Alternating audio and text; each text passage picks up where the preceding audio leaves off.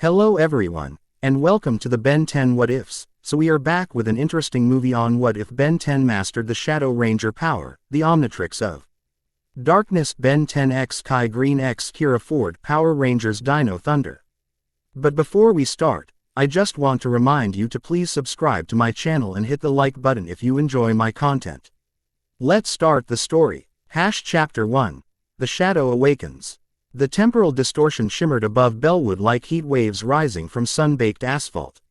Ben Tennyson tracked it with narrowed eyes, the familiar weight of the Omnitrix against his wrist providing its usual comfort. At 19, he'd grown into his lanky frame, standing just over 6 feet with shoulders broadened by years of combat and training. The boyish features had sharpened into a more defined jawline, though his eyes still held that spark of mischief that had defined him since he was 10. Third anomaly this week, Ben said, voice deeper than it had been when he'd first received the upgraded Omnitrix. And they're getting bigger. Beside him, Rook Blanco adjusted the settings on his proto-tool, the Ravanagonder's feline features furrowed in concentration. The energy signature does not match any known interstellar phenomena in the Plummer database. Most peculiar. Ben rolled his shoulders, feeling the tension had built there over the past few days. Something about these anomalies felt different, more deliberate than random cosmic events. Whatever it is, it's messing with my sleep schedule. Let's wrap this up so I can grab a smoothie. Rook raised an eyebrow ridge. I see some things never change, even as you mature in other ways. Hey, a hero needs fuel, Ben replied with a grin, but his attention remained fixed on the distortion. It pulsed with an unusual rhythm, almost like a heartbeat. I'm going to get a closer look. Before Rook could object, Ben activated the Omnitrix, cycling through his roster of alien forms before settling on Jetray. The familiar green flash enveloped him, DNA rewriting itself as his body transformed into the Aerophibian. Powerful wings extended from his arms as his head elongated into Jetray's distinctive manta-like shape. Ben, we should wait for backup. Rook's protest faded as Ben took to the air, riding thermal currents toward the anomaly. The distort ion grew more pronounced as he approached, colors shifting across the spectrum in ways that hurt his eyes. Jetray's neuroshock beams would be useless against something like this, but the form's speed and maneuverability made it ideal for reconnaissance. Ben circled the phenomenon, scanning for any clue about its origin or purpose. Without warning, the anomaly expanded, engulfing Jetray in a field of crackling energy. Pain shot through Ben's transformed body as unfamiliar power coursed through his nervous system. The Omnitrix symbol on his chest flared, alternating between its usual green and an unfamiliar crimson black. He tried to fly away, but his wings felt leaden, unresponsive to his commands. Rook, he called out, voice distorted by the energy field. Something's wrong with the world seemed to fold in on itself, reality bending at impossible angles. For a moment, Ben existed in multiple places simultaneously, hovering above Bellwood, falling through endless void, and standing on solid ground that wasn't there a second ago. The Omnitrix sparked, its fail-safes engaging as it forced him back to human form. The sudden transformation sent him plummeting toward the ground below. Ben reached for the Omnitrix again, intending to transform into Big Chill or another flying alien, but his fingers froze inches from the dial. The device had changed. The familiar green Hourglass SS symbol now contained swirls of shadow that moved like living smoke. Before he could process this development, gravity reasserted its claim on him. Perfect, he muttered, bracing for impact. The impact never came. Instead, a piercing sonic scream cut through the air, creating a cushion of compressed sound waves that slowed his descent. As Ben touched down with surprising gentleness, he turned to face his unexpected savior. A woman in her mid-20s stood with her hand extended toward him, lowering it as he found his footing. She wore yellow-accented black clothing that seemed both practical and stylish. With leather bracers on her wrists, her brown hair fell just past her shoulders, and her expression was a mixture of confusion and wariness. Okay, she said, voice carrying a slight rasp. Either I just got pulled into another dimension, or Reefside has gotten way weirder since I left for tour. Ben dusted himself off, eyeing the stranger with equal parts gratitude and suspicion. Thanks for the save. I'm guessing from that sonic trick and the yellow motif that you're not exactly a regular civilian. The woman crossed her arms. Name's Kira Ford, former Yellow Ranger, Dino Thunder Team. And you are Ben Tennyson. And I'm guessing from your former Ranger comment that you're not from around here. In this universe, we don't have Power Rangers. Kira's eyes widened slightly. Universe. Great. Dimensional travel wasn't on my tour schedule. Her gaze dropped to the Omnitrix, narrowing at the shadow swirls within the hourglass. What's with the weird watch? NWH. Why does it feel like it's pulling on my Dino Gem energy? Before Ben could answer, Rook arrived, Prototool at the ready. Ben, are you unharmed? The anomaly appeared to. Who is this? Rook, meet Kira. Kira, Rook, she's apparently a Power Ranger from another dimension. Ben turned his attention back to the Omnitrix, which continued to swirl with shadowy energy. And something's wrong with the Omnitrix. It's never done this before. Kira stepped closer, studying the device. That energy, it feels similar to the morphing grid, but twisted somehow. Darker. The morphing what now? Ben asked. The energy field that powers all Ranger abilities in my world. It's a universal force that connects to those chosen to wield its power. Kira's expression grew more concerned. But this feels corrupted, like it's been mixed with something else. The conversation halted as another temporal distortion opened nearby, smaller than the first but equally unstable. Ben instinctively moved in front of Kira, while Rook trained his prototool on the new anomaly. Instead of unleashing chaos, however, this portal deposited a single figure before collapsing in on itself. The woman who stepped through. Couldn't have been more different from Kira. Where the former Ranger had an edgy, musician vibe, this newcomer projected scholarly confidence. Her copper skin contrasted with a practical expedition outfit, complete with a canvas bag slung across her body. Dark hair was pulled back in a tight braid, and intelligent eyes took in the scene with professional assessment. Ben felt his heart skip a beat in recognition. Kai Green focused on Ben, surprise briefly overtaking her composed features. Ben Tennyson, I should have known you'd be at the center of this. Her gaze shifted to the modified Omnitrix, and she immediately reached for a scanner in her bag. That energy signature, it matches the artifacts I've been tracking. You know each other? Kira asked, looking between them. Old friends, Ben replied.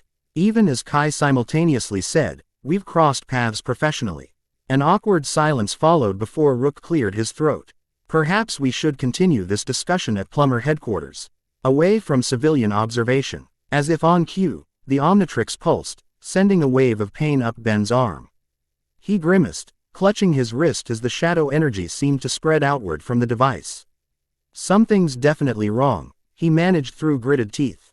It feels like the Omnitrix is trying to connect to something, but can't quite reach it. Kai approached, scanner hovering over the device. These readings are consistent with the shadow matrix described in Galvan historical texts. I thought it was just a myth. The shadow what? Ben asked. The shadow matrix. According to legend, it was a prototype technology developed by ancient Galvans, a counterpart to what eventually became the Omnitrix. Where the Omnitrix preserves and transforms DNA, the matrix was designed to harness energy patterns, specifically, morphic resonance fields. Kira's head snapped up. Like the morphing grid. Exactly, Kai nodded. The text suggests it was deemed too dangerous and sealed away in a pocket dimension. These temporal anomalies suggest that dimension is bleeding into ours. Ben looked between the two women, feeling like he'd missed several chapters of a very complicated book. So you're saying this shadow matrix thing is trying to connect with my Omnitrix? Why now? Kai's expression grew more serious. That's what I came to Bellwood to investigate. I've been tracking energy signatures matching ancient descriptions of the matrix across multiple archaeological sites. They've been growing stronger over the past month, converging on this location. It can't be coincidence that I got pulled here at the same time, Kira added. In my world, there have been disturbances in the morphing grid. Dr. Oliver, my former Ranger mentor, asked me to investigate because my Dino Gem still maintains a connection to the grid. Rook, who had been monitoring his communicator, interrupted the discussion. Magister Tennyson is requesting our immediate return to headquarters. He says there are similar anomalies appearing globally. Ben nodded, Decision made. Let's go. Whatever's happening, standing around isn't going to fix it. He paused, looking at Kira. You coming? If this involves your morphing grid thing, you might be our best shot at understanding what's happening. Kira hesitated only briefly. Not like I have many options if I want to get home. Lead the way, watch boy. The journey to Plumber headquarters was tense, with Ben struggling to ignore the increasingly uncomfortable sensations emanating from the Omnitrix. The shadow energy seemed to pulse in time with his heartbeat, and occasionally he caught glimpses of unfamiliar forms in the holographic display, aliens he'd never encountered before, shrouded in darkness. Max Tenney, Sun met them at the entrance to the command center, his weathered face creased with concern. Despite approaching 70, Magister Tennyson stood tall in his plumber uniform, decades of experience evident in his bearing. Ben, he acknowledged, eyes immediately drawn to the modified Omnitrix. That doesn't look good. Feels worse than it looks, Ben replied.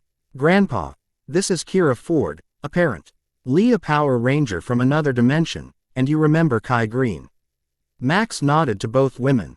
Miss Green and Miss Ford, under better circumstances I'd say welcome to our universe, but we've got a situation developing. He led them into the command center, where holographic displays showed temporal anomalies appearing across the globe.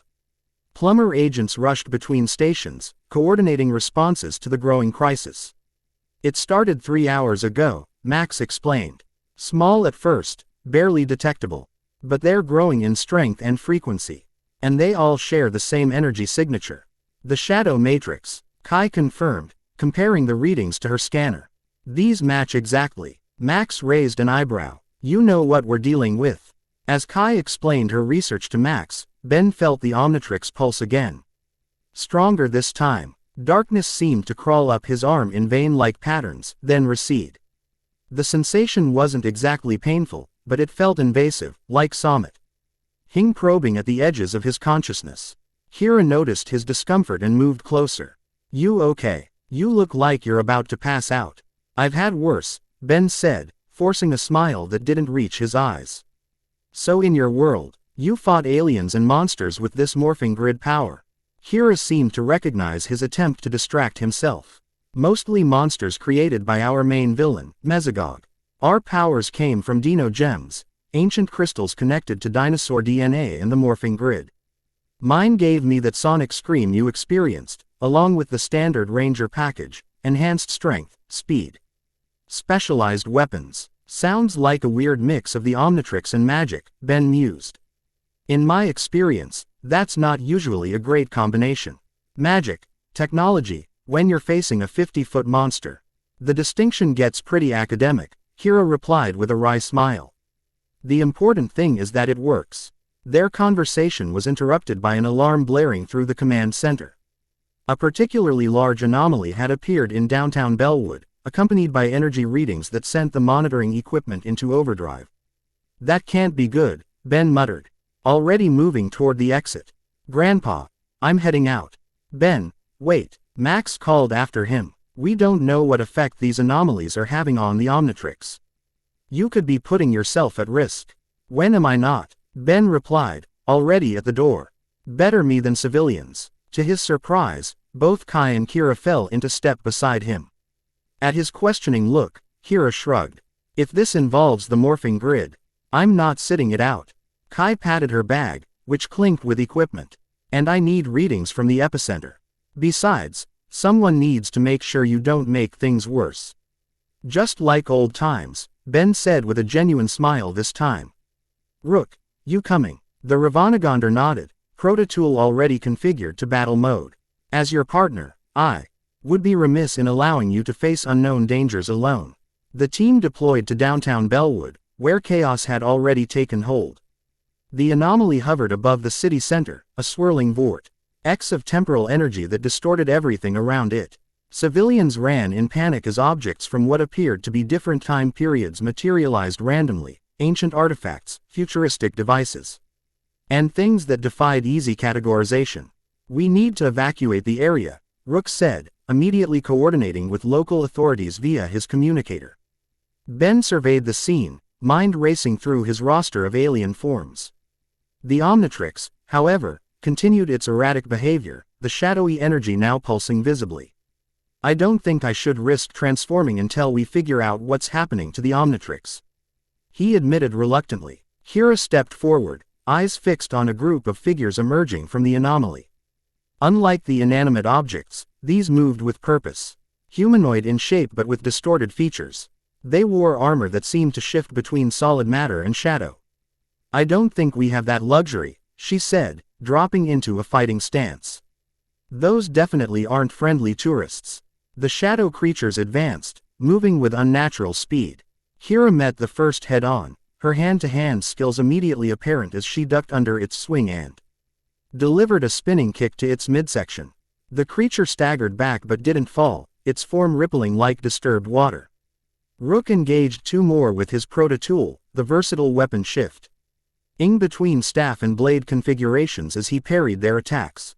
Despite his skill, the creatures seemed to absorb the impacts, their shadowy forms reconstituting after each hit. Kai pulled what looked like an advanced taser from her bag, firing it at another creature. The electrical discharge passed through it with minimal effect. Conventional weapons aren't going to work, she called out, already reaching for another device. Ben felt frustration build as he watched his companions fight. Without the Omnitrix, his combat skills were good but not exceptional, certainly not enough to take on whatever these things were. As if responding to his emotions, the shadow energy in the Omnitrix surged, completely enveloping the device. Enough standing around, he muttered, reaching for the dial despite the risk. To his surprise, the Omnitrix responded differently than usual. Instead of the familiar holographic display of alien forms, a single shadowy silhouette appeared, humanoid but raw, radiating power unlike any of his usual transformations. Here goes nothing, Ben said, slapping down on the dial. The transformation felt different immediately. Where his alien forms usually felt stepping into a different skin. Strange but familiar, this was like being submerged in liquid shadow. The energy coursed through him, reshaping his body not by rewriting DNA but by overlaying a different kind of pattern altogether. When the transformation completed, Ben stood encased in sleek black armor with green energy lines tracing circuit-like patterns across its surface. A helmet covered his head, its visor reflecting the same green energy. The Omnitrix symbol remained at the center of his chest, but now sat within a larger emblem that resembled a stylized shadow. "Whoa," he breathed, his voice slightly modulated by the helmet. Power thrummed through him, different from his alien forms, more controlled but equally potent. He could feel the energy responding to his will, waiting to be shaped. Kira froze mid-combat, staring at him with wide eyes. That's Ranger armor. But wrong somehow. There was no time to process this development. One of the shadow creatures lunged at Ben, claws extended. Acting on instinct, he raised a hand, and shadow energy coalesced into a solid barrier. The creature crashed against it, momentarily stunned. Ben followed with a punch that connected with surprising force, sending the creature flying backward. "I could get used to this," he said, flexing his armored hand. The power felt natural, responsive in a way that differed from his alien transformations. Where those were about becoming something else, this felt like an enhanced version of himself. The shadow creatures regrouped, seemingly recognizing the new threat he posed. They attacked as one, moving with coordinated precision that suggested intelligence rather than mindless aggression.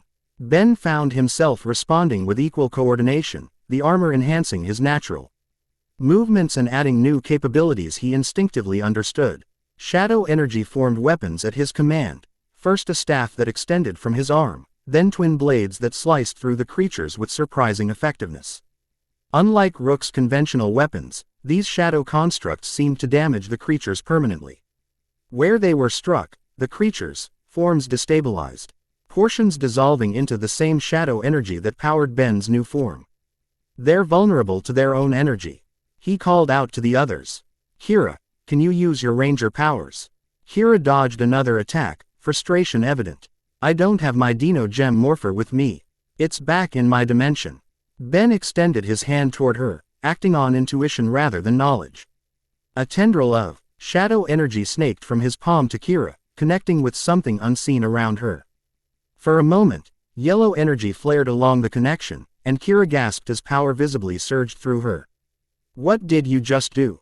she demanded, looking down at her hands as yellow energy crackled between her fingers. "I have no idea," Ben admitted. "But did it work?" In answer, Kira unleashed a sonic scream that visibly manifested as yellow-tinged sound waves. The attack tore through 3 shadow creatures, their forms dissolving completely. She stared at her hands in shock before a determined smile spread across her face. "Oh, I've missed this," she said, launching herself back into the fight with renewed vigor, her movements now enhanced by the same power that had made her a ranger. Rook and Kai continued to struggle against the creatures, their conventional weapons still proving largely ineffective. Ben fought his way to them, extending shadow constructs that formed a protective barrier around his friends. "Get behind me," he called out. As they complied, Ben concentrated on the shadow energy flowing through him. The armor responded, power building until it felt like he might burst from the pressure. With a shout, he released it in a wave that swept outward, engulfing the remaining shadow creatures. Where it touched them, they dissolved, unable to maintain cohesion against the concentrated force of their own energy turned against them. In the sudden quiet that followed, Ben became aware of the strain on his body. The armor, while powerful, demanded more from him than his alien transformations typically did. He could feel fatigue setting in, muscles burning despite the enhancement. "Ben," Kai approached cautiously. "Are you all right?" Before he could answer, movement from the anomaly caught their attention. Unlike the shadow creatures, this was a single figure, tall and imposing. It remained half hidden in the temporal distortion, features indistinct except for glowing eyes that fixed on Ben with unmistakable intent. "The Shadow Ranger awakens," a voice echoed, seeming to come from everywhere and nowhere simultaneously. "An unexpected vessel, but perhaps more suitable than the original design. We will be watching your progress, Ben Tennyson." The figure retreated into the anomaly, which began to collapse in on itself. As it shrunk to nothing, the random objects it had deposited began to fade as well, returning to their original time and place. With the immediate threat gone, Ben felt the shadow armor begin to recede. Unlike his typical transformations, which reverted in a flash of green light, this power withdrew gradually, shadow energy seeping back into the Omnitrix until he stood in his human form once more. The device itself had changed permanently. However, the green hourglass now containing swirls of shadow that moved like living smoke within the symbol. That, Kira said into the silence, was definitely Ranger tech. Corrupted, twisted, but definitely connected to the morphing grid. Kai was already scanning the Omnitrix with her equipment, brow furrowed in concentration. The energy patterns match the shadow matrix descriptions exactly. Somehow, it's bonded with the Omnitrix instead of manifesting as a separate device. Ben looked down at the modified Omnitrix with mixed feelings. The power he'd just wielded was incredible, but the strain in the strange voice left him uneasy. "Any idea who our shadowy friend was?" "Not specifically," Kai replied, "but the texts mention a creator, a being who forged the shadow matrix as a weapon before the Galvans intervened and sealed it away. They only refer to him as the Shadow Lord." "Great," Ben muttered. "Another power-hungry villain with a dramatic title. Just what I needed." Rook, who had been examining the area where the anomaly had been, rejoined them. "The temporal energy has dissipated completely, but I detected traces of what appeared to be intentional manipulation. These are not natural phenomena. Someone's causing these anomalies on purpose," Ben concluded. "Probably our shadowy friend, trying to reclaim his tech." Kira crossed her arms, the yellow energy. Why that had temporarily enhanced her now completely faded. "So we have a villain from who knows when, tears in the fabric of reality, and Ranger tech fused with alien tech. And I thought my days fighting Mesogog were complicated." "Welcome to my world," Ben said with a wry smile. "Though usually it doesn't involve quite so many dimensions." As they headed back to Plumber headquarters, Ben couldn't shake the feeling that the Shadow Matrix had chosen him specifically. The power had felt too natural, too compatible with his existing connection to the Omnitrix to be coincidence. Whatever this Shadow Lord had planned, Ben was now central to it, a thought that was equal parts concerning and exhilarating. Max was waiting for them at headquarters, relief evident when he saw Ben in human form. "The anomalies have stopped worldwide," he reported. Whatever you did out there worked. Temporarily, Kai cautioned. Given the pattern of escalation, they'll return, stronger next time. Ben recounted their encounter, including the mysterious figure and its cryptic message. As he described the Shadow Ranger transformation, Max's expression grew increasingly troubled. I've seen a lot in my years as a plumber, he said finally. But nothing quite like this. The Omnitrix merging with unknown technology from another dimension. Azimuth needs to be informed immediately. Already tried, Ben replied. The Omnitrix's communication function is offline, another side effect of the merger, I'm guessing. We're on our own for now. Max nodded grimly. Then we prepare as best we can. Miss Ford, our knowledge of this morphing grid could be crucial. Would you be willing to work with our scientists? Kira hesitated only briefly. If it helps me get home, and stops whatever's happening, I'm in.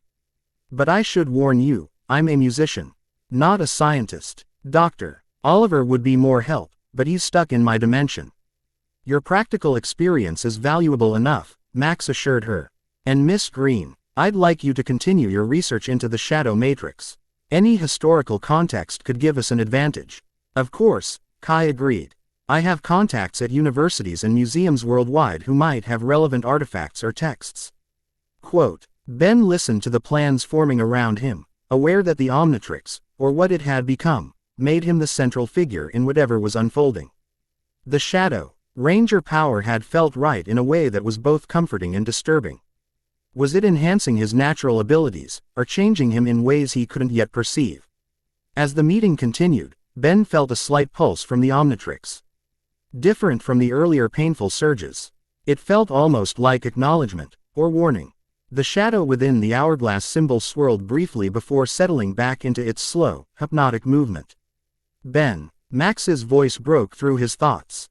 Are you with us? Yeah, Ben replied, forcing his attention back to the discussion. Just thinking about what our shadow friend said, about me being an unexpected vessel. If the Shadow Matrix was designed for someone specific, who was the original target? An excellent question, a new voice interjected. All heads turned to see a woman standing in the doorway of the command center. She wore a lab coat over casual clothes, her dark hair pulled back in a practical ponytail. Despite her unassuming appearance, there was something in her eyes that suggested both brilliance and intensity. Elena, Ben said in surprise. How did you get in here? Elena Validus stepped fully into the room, her gaze fixed on the modified Omnitrix. Your security needs updating, and when my sensors detected the energy spike from that thing, I knew I had to see for myself. Her expression softened slightly. It's good to see you, Ben. It's been a while. The last time Ben had seen Elena, she had been struggling to control the nanite hive mind that had nearly consumed her. Apparently, she'd succeeded, or at least ached an equilibrium that allowed her to function normally. You know something about this? Ben asked, gesturing to the Omnitrix. Not specifically, Elena replied, approaching to examine the device more closely. But the energy signature shares certain properties with the nanites. A kind of adaptive intelligence combined with transformation capabilities.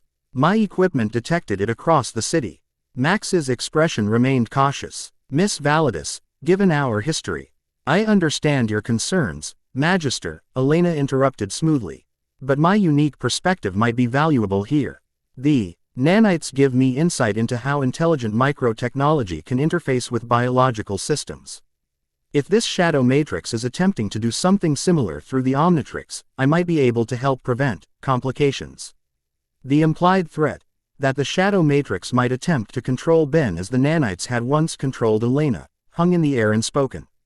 She has a point, Ben said after a moment. And we need all the help we can get. Max reluctantly nodded. Very well, but all research happens here, under Plummer's supervision. Elena smiled thinly. Naturally. As the meeting concluded and the group dispersed to their assigned tasks, Ben found himself alone with Kai for the first time. The archaeologist was organizing her notes, but looked up as he approached.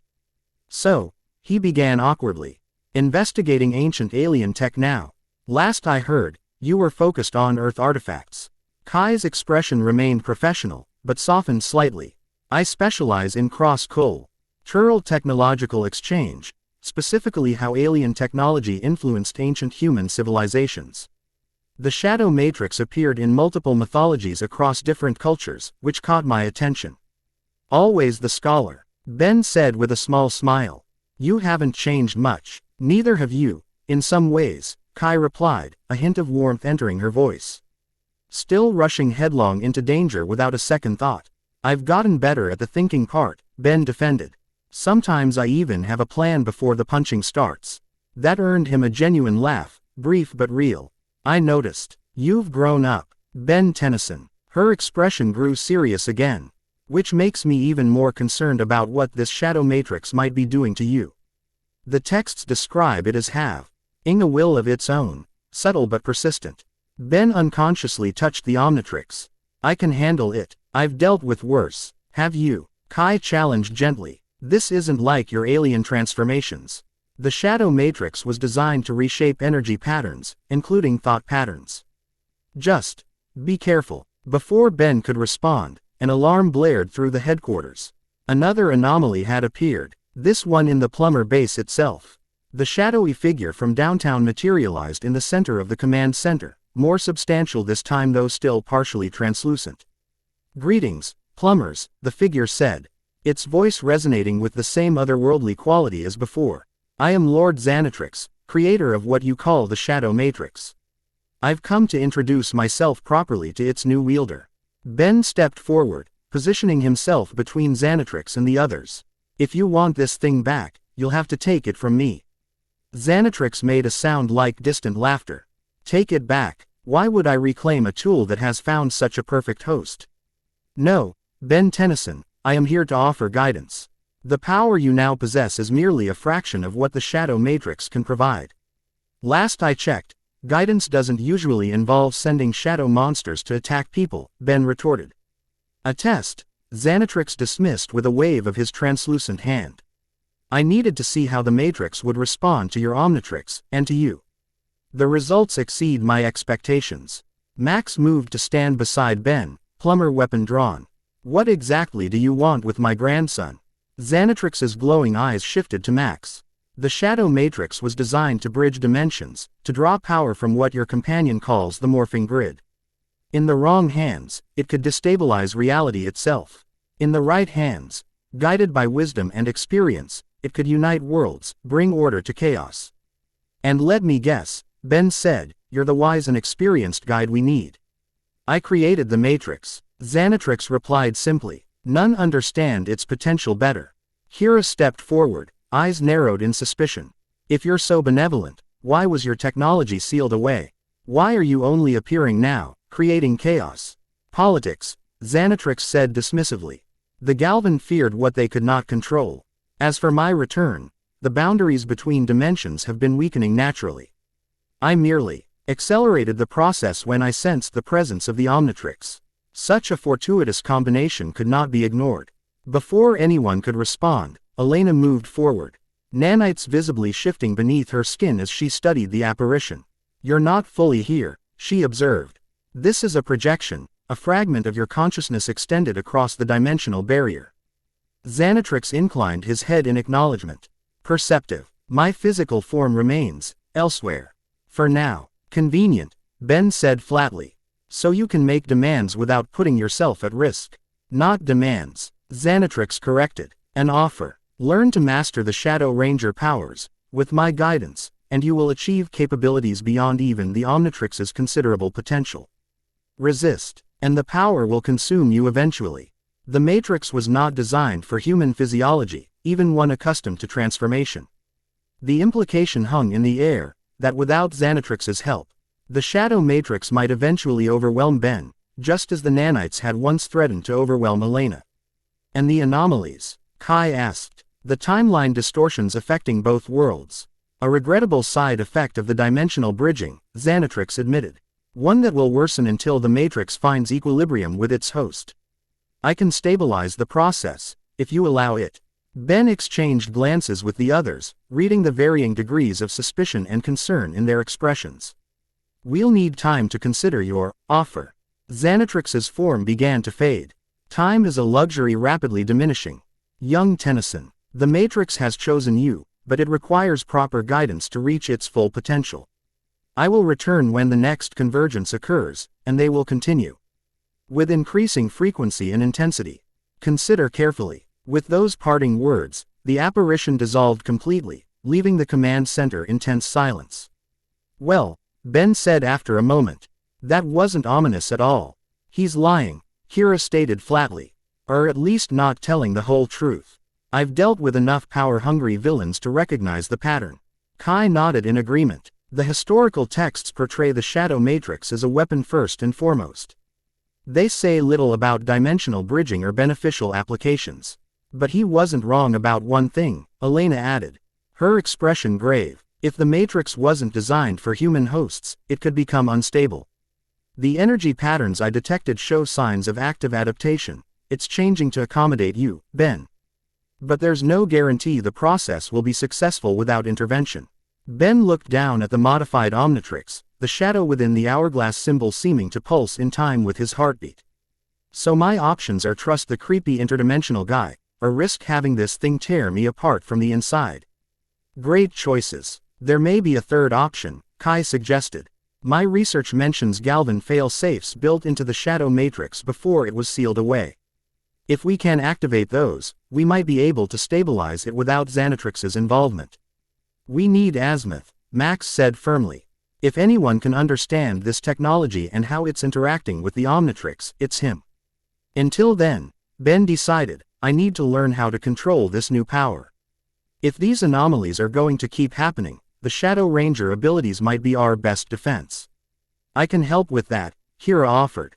I may not understand the science, but I know how. Ranger powers work. The mental discipline, the connection to the morphing grid. If this Shadow Matrix is drawing on the same energy source, the principles should be similar. Elena studied Ben thoughtfully. And I can monitor the integration process, maybe develop countermeasures if things start to go wrong. Ben nodded. Decision made. Then we have a plan. Kai researches the Galvan fail-safes, key. Ra helps me train with the Shadow Ranger powers, Elena monitors for potential problems, and we all keep an eye out for Xanatrix's real agenda. While I attempt to contact Azimuth, Max added. If the normal channels aren't working, there are other methods we can try. As the meeting broke up and the team dispersed to their tasks, Ben found himself in one of the plumber training rooms with Kira. The former ranger circled him critically, assessing his stance and posture. First thing to understand about ranger powers, she began, is that they're as much mental as physical. The morphing grid responds to will, focus, and intention. Your emotions affect how the power manifests. Ben thought about his alien transformations, which were primarily physical changes with their own instincts and abilities. That's different from the Omnitrix. I become the alien, but I don't usually have to concentrate to maintain the transformation or control the powers. This will be more like wearing a second skin, Kira explained. The armor enhances what's already there, your strength, speed, reflexes, but you direct the energy consciously. At least, that's how it worked for us. Ben nodded, focusing on the Omnitrix. So how do I activate it intentionally? Earlier it just happened in response to danger. Try visualizing the transformation, Kira suggested. See the armor forming around you, feel the power flowing through you. Rangers typically use a morpher and a verbal command, but since your Omnitrix seems to have incorporated the Matrix function, your intent might be enough. Ben closed his eyes, concentrating on the memory of the Shadow Ranger form. The sleek black armor with its green energy lines, the helmet with its reflective visor, the power that had responded to his will. He felt the Omnitrix warm against his skin, the shadow energy stirring within. Shadow Ranger, he said, the words coming to him instinctively, power up. The transformation was smoother this time, shish. Addo energy flowing from the Omnitrix to envelop him in liquid darkness that solidified into the armored form. When it completed, he stood in the Shadow Ranger form, power humming through him with controlled intensity. Impressive, Kira said, circling him with an appraising eye. The design has elements of multiple Ranger suits I've seen. The basic structure is similar to the Dino Thunder suits, but with components that remind me of the Ninja Storm and SPD designs. Ben flexed his armored hands, feeling the power respond to his movements. It feels more natural this time. Less overwhelming. That's good, Kira encouraged. Now let's see what you can do. Try forming a weapon. Focus on what you need, and let the power respond. Ben concentrated, picturing a staff similar to what he'd created during the battle. Shadow energy coalesced in his hand, forming the weapon with surprising ease. Once created, it felt solid, the weight balanced perfectly for his grip. Good, Kira nodded. No, try something different. Rangers typically have multiple weapons or weapon configurations. Ben thought for a moment, then pictured the staff transforming into a more complex weapon, a blaster with elements of Rook's proto-tool. The shadow energy shifted and reformed, the staff flowing like liquid into the new configuration. This is actually pretty cool, Ben admitted, examining the shadow blaster. Different from the Omnitrix, but complementary somehow. Try moving through some combat forms, Kira instructed. See how the armor responds to different movements. For the next hour, Ben worked through various combat scenarios, discovering that the Shadow Ranger form enhanced his natural abilities while adding new ones. He could move faster, hit harder, and execute maneuvers that would be impossible in his human form. The shadow energy responded to his will, forming weapons, shields, and even grappling lines that allowed him to traverse the training room with unprecedented agility. Throughout the session, Kira offered guidance based on her own Ranger experience, pointing out techniques that worked with the morphing grid energy and correcting his form when necessary. Despite her earlier claim of being just a musician, her combat skills were impressive, a testament to her time as a Ranger. "You're a natural," she commented as Ben executed a particularly complex maneuver involving a mid-air weapon transformation. "Most new Rangers take weeks to develop this level of control. I've had practice adapting to new forms," Ben replied, the Shadow Ranger helmet retracting to reveal his face, another function he'd discovered he could control. "Though this is different from the aliens, it feels more connected to me, if that makes sense." Kira nodded thoughtfully. "The morphing grid connects to something fundamental in the wielder. Some people call it the heart or spirit. It amplifies who you are rather than changing you into something else." The training session was interrupted by Kai's arrival. She paused in the doorway, watching Ben in his Shadow Ranger form with an expression that mixed scientific fascination with personal concern. "The historical texts were right about one thing," she observed. "The Shadow Matrix does adapt to its wielder. The armor design incorporates elements specific to you, Ben." Ben looked down at the suit, noticing for the furs time the subtle details that reflected his own personality and history, patterns reminiscent of his favorite aliens, design elements that echoed his own preferred aesthetic. "Creepy but cool. Find anything about those Galvan fail-safes?" Kai entered the room fully, setting her tablet on a nearby bench. "Nothing specific yet, but I did find references to a key of balance that could stabilize the matrix. The problem is, the descriptions are metaphorical rather than technical, typical of ancient texts trying to describe advanced technology." "Any idea what this key might actually be?" Ben asked, allowing the Shadow Ranger form to dissipate, returning to his human appearance. The transformation reversal felt smoother this time, less draining than after the battle. "The texts suggest it's not a physical key, but a specific energy configuration," Kai explained. "Something that can interface with the matrix and regulate its connection to the morphing grid." Kira's head snapped up at this. "That sounds like a power coin or a dino gem, the focuses we used to connect to the morphing grid in a controlled way." "Which would be in your dimension," Ben concluded with a sigh. "Of course it couldn't be simple. Actually," Kai said, "I have a theory. The shadow matrix was sealed in a pocket dimension, but artifacts related to it might have crossed over during previous, smaller convergences. If so, they could be scattered across Earth, possibly in locations corresponding to ley lines or other energy nexus points. Like a scavenger hunt, but for potentially dangerous alien tech," Ben summarized. "Sounds like a typical Tuesday for me." Kira crossed her arms. "If these artifacts exist in this dimension, how do we find them?" "I'm guessing they don't exactly broadcast their location." "They might, actually," Kai replied. "To the right receiver." She nodded to the modified Omnitrix. "The shadow matrix is already tuned to its related components. It might be able to detect them if brought within range." Ben considered this. "So we need to visit these energy nexus points and see if the Omnitrix reacts." Do you have a list? I've identified several possibilities based on archaeological sites with references to shadow technology, Kai confirmed, retrieving her tablet to show a map with multiple marked locations across the globe. The closest is actually just outside Bellwood, a cave system with Native American petroglyphs that depict what could be interpreted as the shadow matrix. Field trip time, Ben decided. We should. He was interrupted by the headquarters alarm system activating once again. This time, however, it wasn't an anomaly alert but a perimeter breach warning. What now? Ben muttered, already moving toward the exit with Kira and Kai close behind. They arrived at the command center to find Max coordinating a response to what appeared to be a coordinated attack on the plumber base.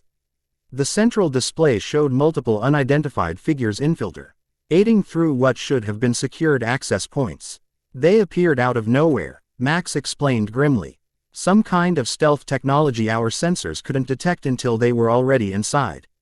The security feed showed the intruders more clearly, humanoid figures in sleek armor that resembled advanced tactical gear rather than the shadow creatures from earlier. Each wore a distinctive E emblem on their chest, a stylized hourglass intersected by what looked like a clock face. The Chronos Consortium, one of the plumber analysts reported. According to limited intelligence, they're an organization specializing in temporal technology and interdimensional travel. Highly advanced, highly secretive, and generally neutral in galactic politics. Until now, apparently. What do they want? Ben asked, though he suspected he already knew the answer. As if in response, the leader of the infiltration team activated some kind of communication device, broadcasting throughout the base. Attention plumber personnel, a calm, measured voice announced. This is Director Merrick of the Chronos Consortium. We have no quarrel with your organization. Our business is solely with Ben Teniso and the shadow matrix technology he has acquired. Surrender it peacefully, and we will withdraw without conflict. Yeah, that's not happening, Ben said, activating the Omnitrix interface. To his relief, the alien selection function appeared to be working again, the holographic display showing his roster of transformations alongside the new Shadow Ranger option. Rook, you and Grandpa hold the command center. Kira, Kai, with me. Let's introduce ourselves properly. Before they could move, Elena entered the command center, her lab coat discarded to reveal combat-ready attire underneath. He nanites are detecting unusual temporal energy from these intruders, she reported. Be careful. They may have capabilities beyond conventional weapons. Ben nodded in acknowledgement. Stay here and help protect the headquarters. If things go sideways, we'll need a backup plan. Without waiting for a response, Ben transformed, not into the Shadow Ranger this time, but into XLR-8, the Kinesolaran form specializing in speed. If these consortium agents had temporal technology, matching speed with speed seemed the logical approach. Let's see how good their timing really is, he said, his voice altered by the transformation.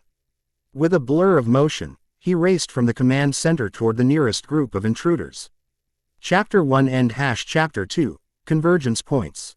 The Chronos Consortium agents moved with practiced precision, their movements carrying the fluid efficiency of extensive combat training.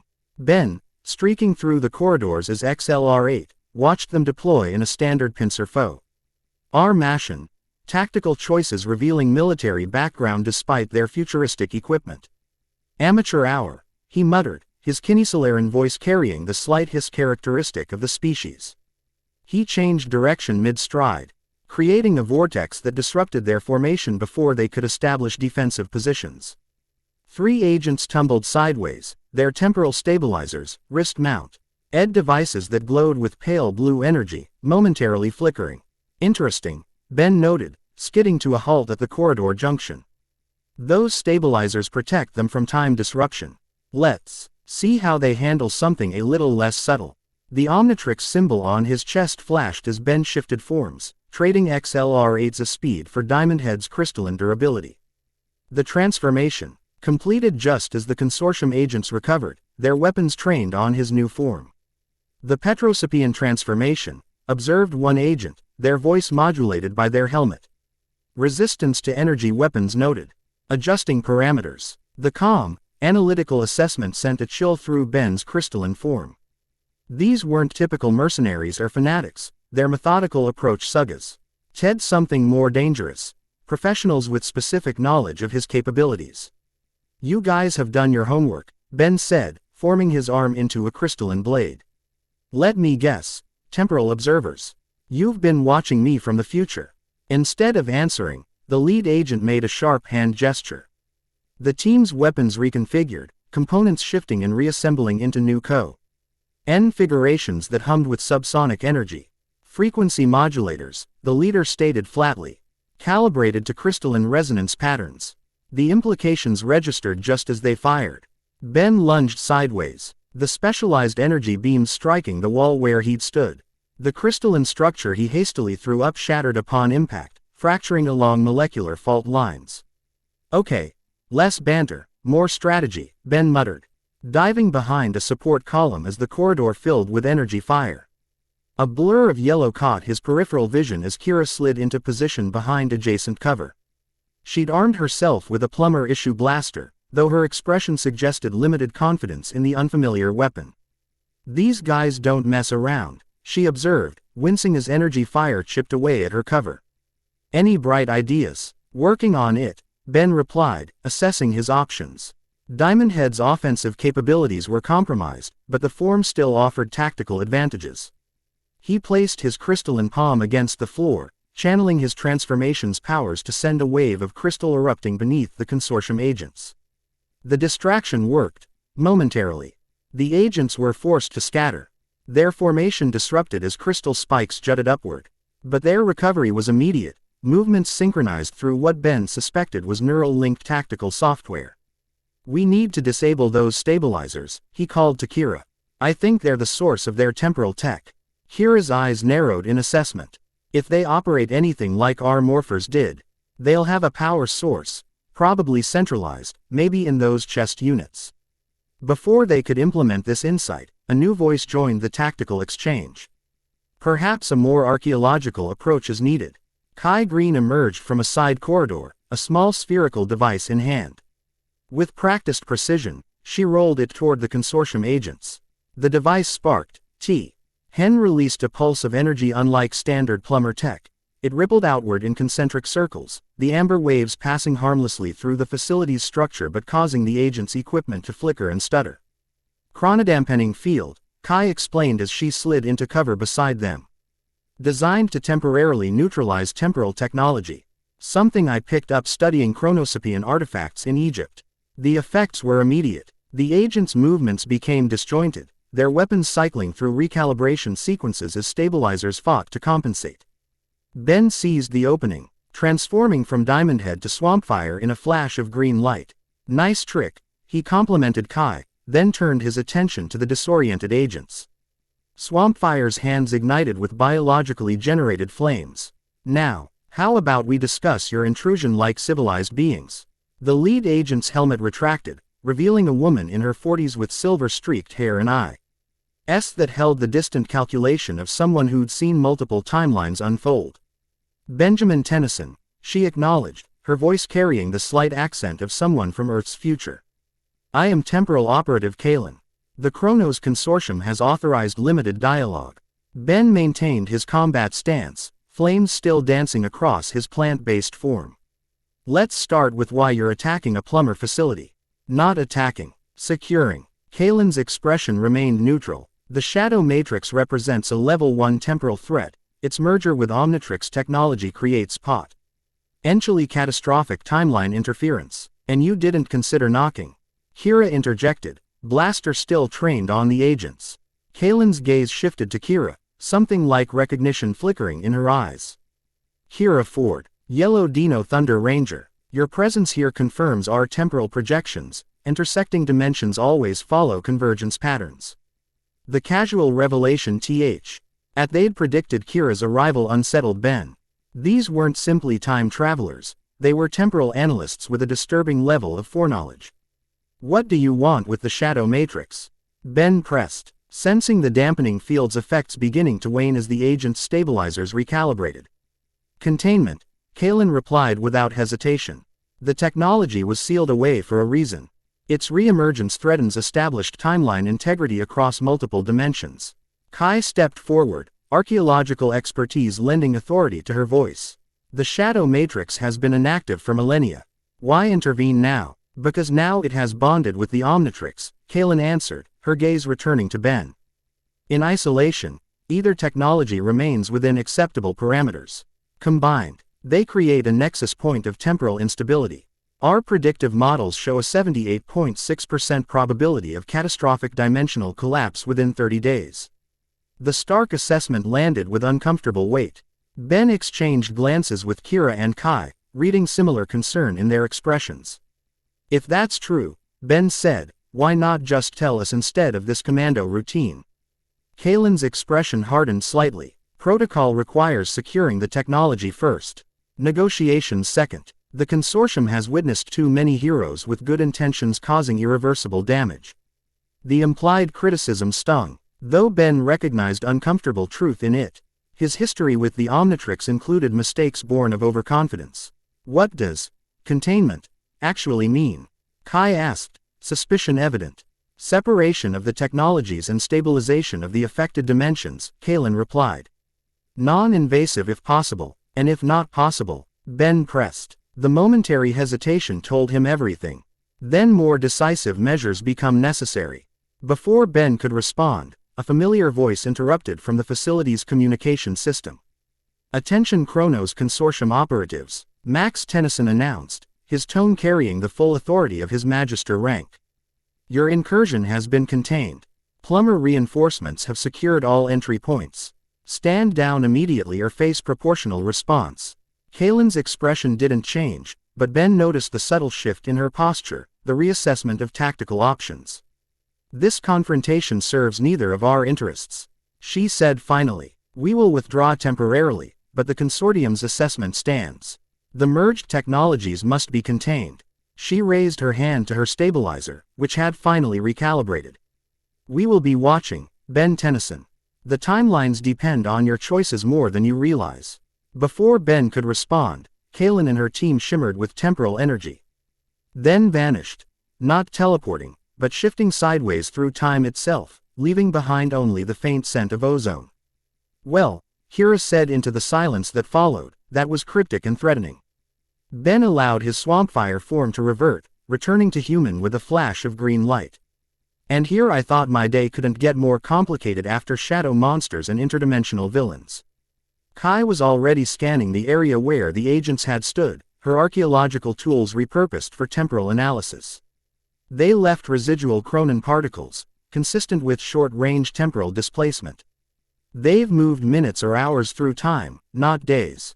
Meaning they're still around. Just waiting for another opportunity, Ben concluded. Kira holstered her borrowed blaster. Is it just me, or did they seem pretty informed about all of us? That woman recognized me immediately. Time travelers, Ben said with a sigh. They've probably been monitoring multiple timelines, watching how events unfold. The question is, are they actually trying to help, or do they have their own agenda? Everyone has an agenda, Kai observed, finishing her scan. But our warning about dimensional collapse seems genuine. The energy readings have been tracking show increasing instability patterns. The three made their way back to the command center, where Max and OK were coordinating the facility's security response. Elena stood at a monitoring station, nanites visibly moving beneath her skin as she interfaced directly with the computer systems. The consortium agents are gone, Ben reported. Temporal shift rather than retreat. Max nodded grimly. We've upgraded security protocols, but if they can manipulate time itself, our conventional defenses won't hold them for long. Their leader claimed the merged technologies could cause dimensional collapse, Kai said, transferring her scan data to the central system. Based on my readings, they might be right. The temporal distortions are increasing in frequency and magnitude. Elena looked up from her station. The nanites confirm it. They're detecting micro-fractures in local spacetime, hairline C. Racks that are spreading outward from the Omnitrix. All eyes turned to Ben, who unconsciously touched the modified device. The shadow swirls within the hourglass symbol seemed more active than before, responding to the attention. Great, he muttered. So I'm basically wearing a dimensional time bomb. Not necessarily, Elena countered. The nanites also detect a pattern to the instability, it's not random degradation. But more like, searching. Searching for what? Rook asked. The other components, Kai suggested, pulling up her research notes. If the shadow matrix was separated from its original configuration, it might be trying to reconnect with its missing elements. Max turned to Ben. We need azimuth. He created the Omnitrix. If anyone can understand how these technologies are interacting, it's him. I've been trying since this started, Ben replied, gesturing to the Omnitrix. The communication function is still offline. Whatever the shadow matrix did when it merged with the Omnitrix, it disrupted the direct link to azimuth. Then we go to him, Max decided. I'll prepare a ship for immediate departure to Galvan Prime. I'm coming with you, Elena said immediately. My nanites can monitor the merger in real time during the journey. If the instability accelerates, we'll need that data. Kai closed her research files. The archaeological site I mentioned, cave system outside Bellwood, should be our first stop before leaving Earth. If it contains artifacts related to the shadow matrix, they might help stabilize the merger or at least provide insights azimuth can use. Ben nodded in agreement. Kira should come too. Her knowledge of the morphing grid could be crucial when talking to azimuth. Kira, who had been unusually quiet, looked up in surprise. Me, on an alien planet, I'm a musician who occasionally fought monsters, not an astronaut. You're also the only one here who understands Ranger technology from first-hand experience, Ben pointed out. Besides, don't tell me you're not at least a little curious about seeing another planet. A reluctant smile tugged at Kira's lips. When you put it that way, I guess my tour doesn't resume for another month. Assuming I can get back to my dimension. It's settled then, Max concluded. Ben, take a team to investigate the archaeological site while we prepare the ship. Be careful, if the Chronos Consortium found us once, they'll be watching for your movements. Ben glanced at his companions, Kai with her archaeological expertise, Kira with her ranger experience, and Elena with her unique connection to the nanites. An unlikely team, perhaps, but one with complementary skills well suited to the challenges ahead. We'll head out immediately, he decided. Rook, can you ready a transport? The Ravanagonder nodded. I will prepare the Prototruk. Its cloaking capabilities should help avoid unwanted attention. As the others dispersed to prepare for the mission, Ben found himself momentarily alone with his grandfather. Max placed a hand on his shoulder, concern evident in his weathered features. How are you holding up? He asked quietly. And don't give me the hero answer. Ben managed a small smile. Honestly, it's a lot, even by my standards. New powers that I don't fully understand, time travelers with ominous warnings, dimensional instability, plus trying to work with a team where half the members have complicated history with me. Max's expression softened. I've watched you grow from an impulsive 10-year-old into a hero worthy of the Omnitrix. You've handled worse situations with less preparation. Trust your instincts, Ben. They've rarely led you astray. Thanks, Grandpa, Ben replied, genuinely grateful for the vote of confidence. I just hope though, say instincts are still mine and not being influenced by whatever the shadow matrix is doing to the Omnitrix. That's why you have a team, Max reminded him. To keep you grounded, to offer perspective when you need it most. Use that resource wisely. With those parting words of advice, Max left to coordinate the interstellar journey, leaving Ben to contemplate the challenges ahead. The weight of responsibility felt heavier than usual, not just for Earth or even his universe, but potentially for multiple dimensions connected through the shadow matrix. 30 minutes later, the Prototruk soared over the forests outside Bellwood. Its exterior reconfigured to resemble an ordinary Earth vehicle while cloaking technology concealed it from conventional detection. Inside, Ben sat in the co-pilot seat beside Rook, with Kai, Kira, and Elena in the passenger compartment behind them. The cave system is approximately 5 kilometers ahead, Rook reported, eyes on the navigation display. Sends. Ors detect no human activity in the immediate vicinity. Are Chronos Consortium agents? Ben asked. Nothing indicating temporal energy signatures, Rook confirmed. However, there is an unusual RGY reading emanating from the cave itself, similar to the shadow matrix signature, but fainter. Ben glanced back at Kai. Your archaeological instincts were right. She nodded, already gathering her equipment. The petroglyphs in these caves have been studied before, but always dismissed as typical Native American spiritual imagery. My research suggested they might actually depict encounters with alien technology.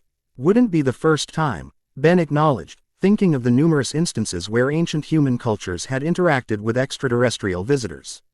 The proto-Truk say, down in a small clearing near the cave entrance, its landing struts adjusting to the uneven terrain. As the team disembarked, Ben immediately felt a response from the Omnitrix, a subtle warmth and increased activity in the shadow energy swirling within the hourglass symbol. It's definitely reacting to something here, he confirmed, showing the others the device's response. Elena extended her hand, nanites forming into a sensor array at her fingertips. The energy signature is consistent with the shadow matrix, but there's something else, an underlying pattern that's different. Kai led the way toward the cave entrance. Archaeological scanner already mapping the surroundings. The petroglyphs begin about 50 meters inside. The cave system itself extends much deeper, explored section. Reach nearly a kilometer into the mountain. Kira eyed the dark entrance warily. Let me guess, we're headed for the unexplored sections. Most likely, Kai confirmed. Archaeological expeditions, typically focused on the accessible areas with clear human modification. If alien technology is hidden here, it would be in the deeper sections that would discourage casual exploration. Rook Activat. Ed his proto-tool's illumination function, casting a bright beam into the darkness ahead. I will take point. My training included extensive cave navigation techniques. The team entered the cave system. The temperature dropping noticeably as sunlight faded behind them. The initial passage was narrow but navigable, its walls bearing the smooth erosion patterns of ancient water flow. As Kai had indicated, the first petroglyphs appeared after about 50 meters, primitive but distinctive images carved into the stone surfaces. Ben examined the ancient artwork with newfound interest, recognizing patterns that his experiences with alien life forms allowed him to interpret differently than conventional archaeologists might. These don't look like typical Native American designs, he observed. Some of these figures, they remind me of Galvan body structure. Kai nodded in approval. Exactly. Most researchers attributed the unusual proportions to stylistic choice or spiritual representation. But when you've encountered actual Galvans, you see what others miss. Ben completed her thought. Funny how traveling the galaxy changes your perspective on history. Deeper in the cave system, the petroglyphs became more elaborate, depicting what appeared to be interactions between human figures and smaller beings. One sequence showed the transfer of an object from the smaller figures to a human, followed by images of power or transformation. This looks like a technological exchange, Kai explained, carefully photographing the sequence. The subsequent images show the human wielding abilities beyond normal capacity, possibly depicting the effects of Galvan technology. Kira studied the images with evident fascination. Reminds me of how our Ranger powers were depicted in ANSI. Ent drawings at the Dino Thunder Command Center. Different culture, same concept, advanced technology interpreted through a primitive lens. As they progressed deeper, the cave narrowed further before opening into a larger chamber. Here, the petroglyphs gave way to more sophisticated carvings, precision that seemed beyond Stone Age tools, with geometric patterns that suggested Galvan influence. The Omnitrix is really reacting now, Ben noted, the device glowing more intensely as shadow energy swirled actively within the symbol. Elena's nanites spread across her arms in agitation. There's definitely something here. The energy signature is strongest from there. She pointed toward what appeared to be a solid rock face at the chamber's far end. Kai approached the wall, running her hands over the surface with practiced care. There are micro indentations here, not natural erosion patterns. Her fingers traced a sequence of nearly invisible depressions. It's a lock mechanism, discus. Ed to blend with the natural rock formation. Can you open it? Ben asked. Maybe, Kai replied, continuing her examination. The pattern follows Galvan mathematical principles, prime number sequences arranged in a Fibonacci spiral. While Kai worked on deciphering the lock, Ben felt a sudden pulse from the Omnitrix, stronger than before. The shadow energy surged, extending tendrils that reached toward the rock face. Whoa, he exclaimed, stepping back as the energy manifestation continued independently of his control. It's doing something on its own. The shadow tendrils made contact with the rock face, spreading across the surface like ink through water. Where they touched, hidden patterns illuminated with green-black light, revealing intricate circuitry embedded within the stone itself. It's responding to the Omnitrix, Kai observed, stepping back as the activation sequence continued. The shadow matrix is providing the key. With a low rumble, the rock face separated along previously invisible seams, sections sliding apart to reveal a hidden chamber beyond. Unlike the rough-hewn caves they'd traversed, this space was clearly artificial, smooth walls lined with material that resembled Galvan technology, glowing with soft ambient light that activated upon their entrance. At the chamber's center stood a pedestal of unmistakably alien design, bearing a device that immediately drew Ben's attention. Roughly the size of his palm, it resembled a disk of obsidian crystal shot through with green energy patterns similar to those in the Shadow Ranger armor. That's it, Kai breathed, scanner already analyzing the artifact. A component of the Shadow Matrix, what the texts called the Nexus Disk. The Omnitrix reacted strongly to the disk's presence, shadow energy swirling frantically within the symbol. Ben approached cautiously, aware that the merger between the technologies remained unpredictable. What exactly does this disk do? He asked, keeping a safe distance from the pedestal. According to the texts, it functions as a stabilizing element, Kai explained. The shadow matrix was designed with multiple components that worked in concert, the central matrix itself, which has somehow merged with your Omnitrix, and peripheral devices that regulated specific functions. Alina's nanites extended toward the disk, sensing rather than touching. It's emitting a harmonizing frequency, like it's trying to synchronize with the matrix in the Omnitrix. Hira moved beside Ben, studying the artifact with wary respect. In Ranger terms, it looks like a power regulator. Our morphers had similar components to prevent the morphing grid energy from overwhelming the user. Which might explain why it was hidden here, Ben reasoned. When the Galvans sealed away the shadow matrix, they may have separated its components as a precaution. Logical assessment, Rook agreed. A common security protocol for dangerous technology, component separation prevents accidental or unauthorized activation. Ben considered their options, weighing the potential risks. If it's a stabilizer, it might help control the dimensional instability the consortium warned about. Approaching unknown alien tech usually ends with something trying to eat me. The nanites detect no immediate threat, Elena offered. Its energy signature is passive, not aggressive. And my scans confirm it matches the descriptions in the Galvan texts, Kai added. This is definitely part of the original Shadow Matrix technology. Decision made, Ben stepped forward. All right, let's see what happens when we reunite old friends. Quote, as he approached the pedestal, the Omnitrix's response intensified. Shadow energy extended from the device, reaching toward the Nexus disk in tendrils of purposeful movement. When Ben's hand hovered over the artifact, it rose from the pedestal of its own accord, floating upward as if drawn by magnetic attraction. Definitely not ominous at all, Hira muttered, tensing in preparation for trouble. The disk rotated slowly as it levitated, energy patterns shifting and realigning. Then, with sudden acceleration, it moved toward the Omnitrix. Before Ben could react, the disk made contact with the device, not attaching physically, but merging into it, the obsidian material flowing like liquid into the Omnitrix's structure. Pain lanced up Ben's arm as the integration process completed, the Omnitrix reconfiguring to incorporate the new component. The shadow energy flared briefly, then settled into a more stable pattern, still present within the hourglass symbol, but less chaotic. More controlled. Ben. Kai moved quickly to his side as he staggered back. Are you all right? He nodded, examining the modified Omnitrix.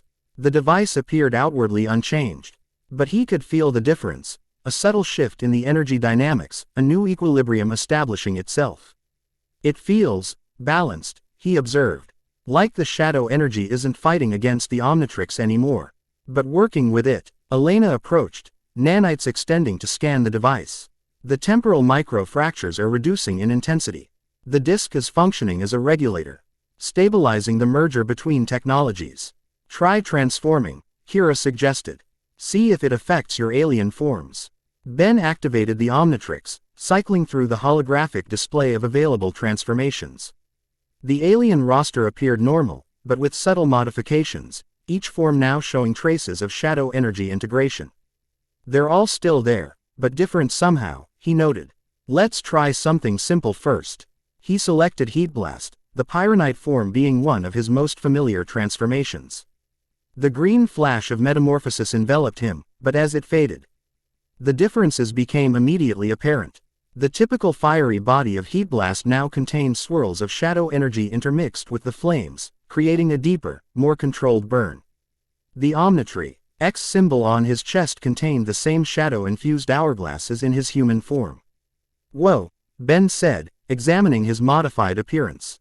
"This feels stronger, more focused." He generated a flame in his palm, observing how the shadow energy intertwined with the fire, creating a more intense heat with less wasted energy. When he projected it toward a small rock formation, the enhanced flame cut through the stone with surgical precision rather than explosive force. "Impressive," Rook observed. "The shadow energy appears to refine and focus the Pyronite's natural abilities." Ben reverted to human form.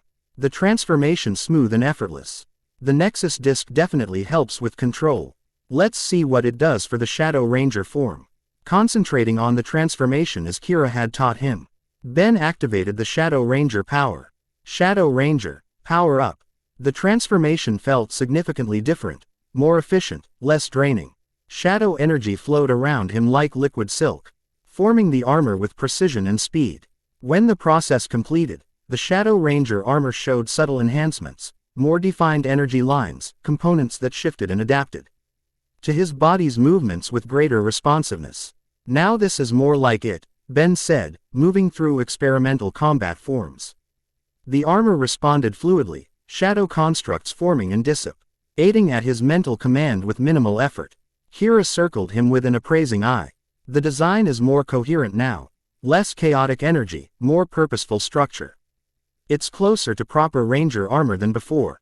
The Nexus disc must regulate the connection to the morphing grid," Kai theorized, scanner documenting the changes, creating a stable interface between the Shadow Matrix and the Omnitrix. Alina's analysis supported this conclusion. The nanites detect a 43% reduction in energy leakage and a 67% increase in transformation efficiency. The temporal microfractures have stabilized, not healed completely, but no longer actively spreading. Ben allowed the Shadow Ranger form to dissipate, returning to human with comfortable ease. One component down, who knows how many to go.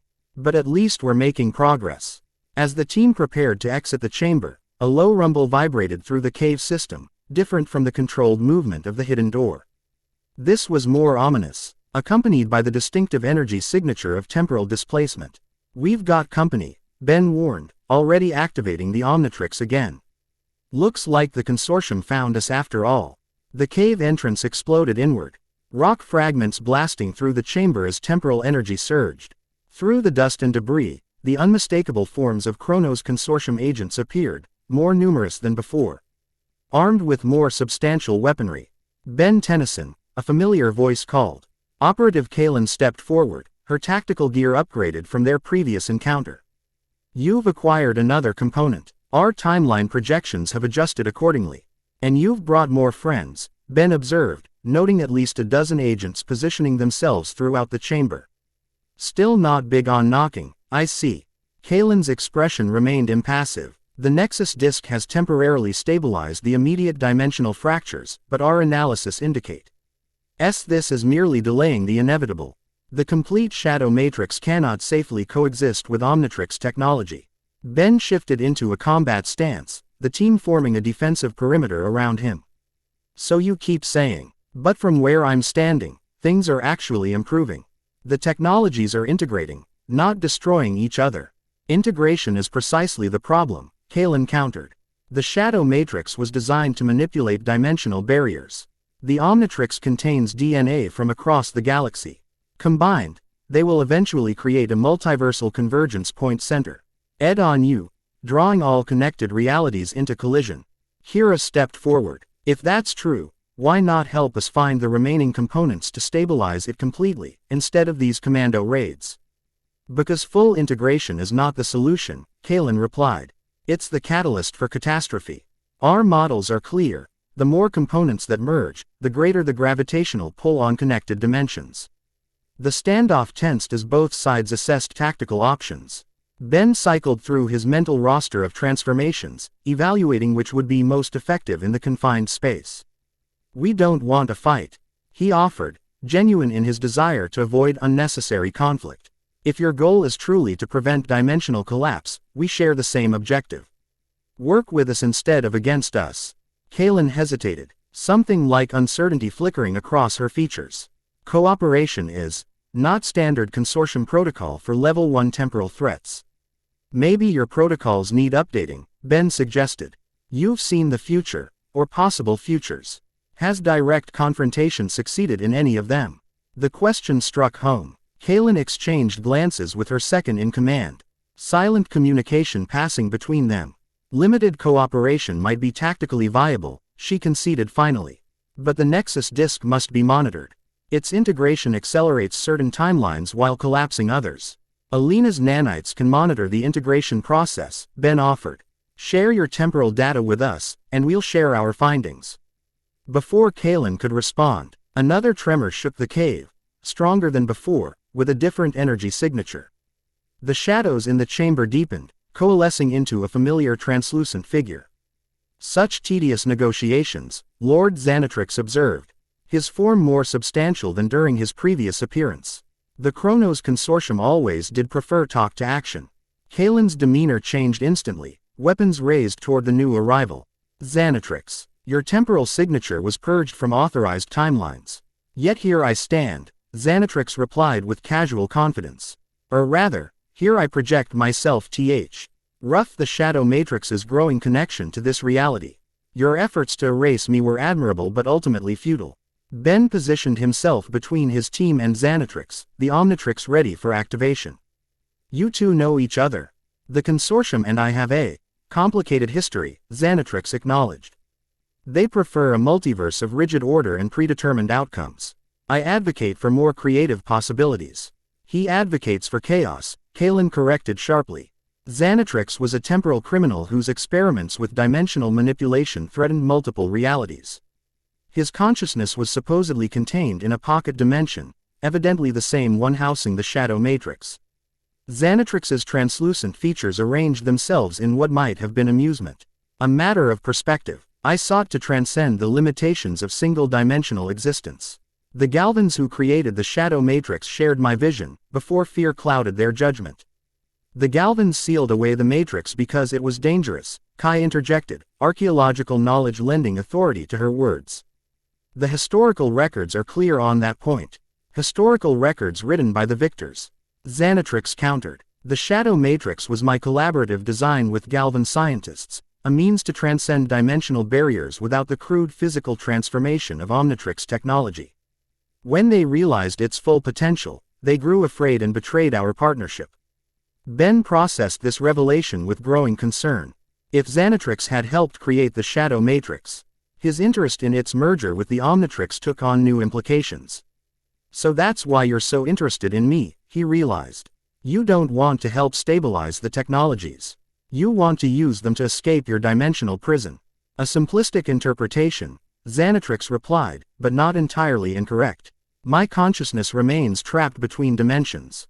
The Shadow Matrix, now enhanced by your Omnitrix, creates a bridge I might eventually traverse. Our interests align more than you realize, Ben Tennyson." The tension in the chamber escalated as the three factions, Ben's team, the Consortium agents, and Xanatrix's projection, maintained their respective positions. The air seemed to thicken with potential energy, the confined space amplifying the sense of impending conflict. "Enough talk," Kaylin decided, signaling her agents. "Contain the Omnitrix and the Matrix components. Priority Alpha." As the Consortium agents moved to attack, Xanatrix's form pulsed with shadowy power. How disappointing. I had hoped for more enlightened negotiations. Ben made his decision in that split second, selecting 4 arms from the Omnitrix display. The transformation encompassed him in green light. Emerging as the Tetraman with shadow-enhanced capabilities, his 4 arms now traced with lines of shadow energy that increased his already formidable strength. "Everyone behind me," he commanded, using his enhanced form to create a defensive position as consortium weapons discharged and Xanatrix unleashed waves of shadow energy. The chamber erupted into chaos. Consortium agents deployed temporal disruption fields designed to freeze their targets in localized time bubbles, while Xanatrix manipulated shadows into solid constructs that attacked with unsettling precision. Caught between these forces, Ben's team fought with remarkable coordination for their limited time together. Rook's proto-tool shifted between configurations rapidly, countering both techno-logical and shadow-based attacks with practiced efficiency. Kira, despite lacking her ranger transformation, used her combat training effectively, her occasional sonic screams disorienting enemies at critical moments.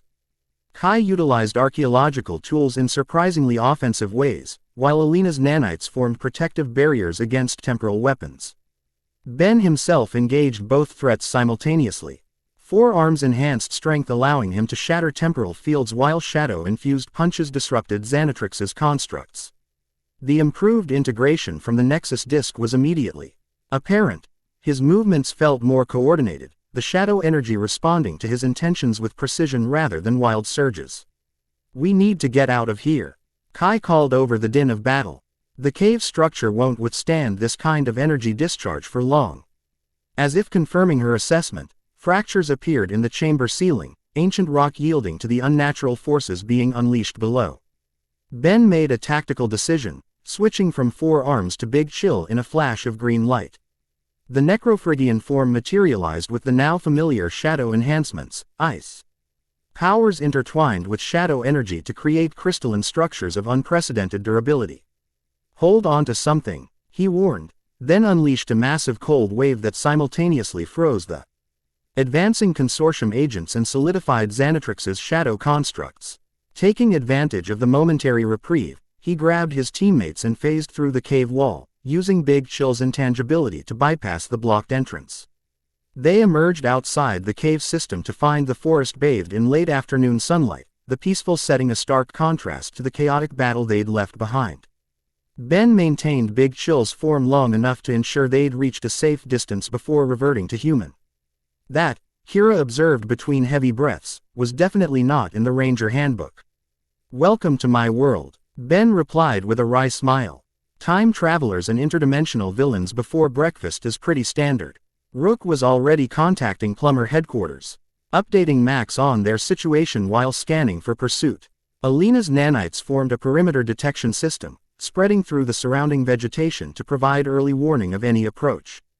Kai approached Ben, her expression troubled. "Xanatrix's claims about creating the shadow matrix, they align with some of the more obscure texts I've studied. Ancient Galvan records mention a non-Galvan collaborator whose name was struck from official history. So he might be telling the truth," Ben concluded. "Great. That makes him more dangerous, not less. The question remains," Elena added. Rejoining the group as her nanites continued their surveillance, "what does he ultimately want? If escaping his dimensional prison is the goal, why not simply instruct you on stabilizing the technologies?" "Because complete stabilization probably doesn't serve his interests," Ben reasoned. "He needs enough stability to create a bridge between dimensions, but not so much that the connection closes entirely." Kira crossed her arms, processing the tactical implications. "So we're caught between the consortium, who want to separate the technologies completely, and Xanatrix, who wants them partially integrated for his own purposes. And we still don't know which approach actually prevents dimensional collapse," Ben concluded. Perfect. The proto-truck remained where they'd left it, undisturbed despite the nearby conflict. As they boarded the vehicle, Rook reported Max's response to their situation. "The Rust Bucket 3 is prepared for departure to Galvan Prime," he informed them. "Magister Tennyson suggests immediate return to headquarters for transfer." Ben nodded in agreement. "The sooner we talk to Azimuth, the better. If anyone can make sense of this shadow matrix technology and its connection to the Omnitrix, it's him." As Rook piloted the proto-truck back toward Plumber headquarters, Ben examined the modified Omnitrix. The shadow energy within the hourglass symbol had indeed stabilized, moving in controlled patterns rather than chaotic swirls.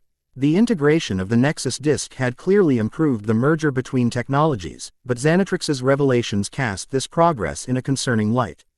"You're worried," Kai observed, taking the seat beside him. About what the shadow matrix might be doing to you. Ben met her perceptive gaze. When I use these shadow powers, they feel right. Natural. That's what concerns me. If Xanatrix designed this technology, what if it's changing more than just the Omnitrix? What if it's changing me too? Kai Consid urged this with the careful analysis of a scientist rather than offering empty reassurance. It's a valid concern. The texts describe the shadow matrix as adaptive technology, responding to its users' thoughts and intentions while simultaneously influencing them. A feedback loop of mutual transformation. That's not exactly comforting, Ben noted. It wasn't meant to be, Kai replied honestly. But knowledge is power, Ben. Being aware of the potential influence helps you guard against it. You've maintained your sense of self through hundreds of alien transformations. Your identity is more resilient than most. The observation held genuine confidence in his abilities, touching Ben more deeply than simple encouragement might have. Their relationship had always been complex, initial attractio, and complicated by professional distance and occasional friction, but there had always been mutual respect beneath the surface. Thanks, he said simply, for not sugarcoating it. Kai offered a small smile. Never been my style. The moment was interrupted by Elena, who moved forward from her monitoring station. The nanites are detecting residual shadow energy from the Omnitrix. It's leaving a trace signature, faint but detectable. Is that bad? Ben asked, immediately concerned. Not necessarily, Elena replied. But it could be how Xanatrix is tracking you. His consciousness seems connected to the shadow energy itself. He may be able to sense its movements across dimensions.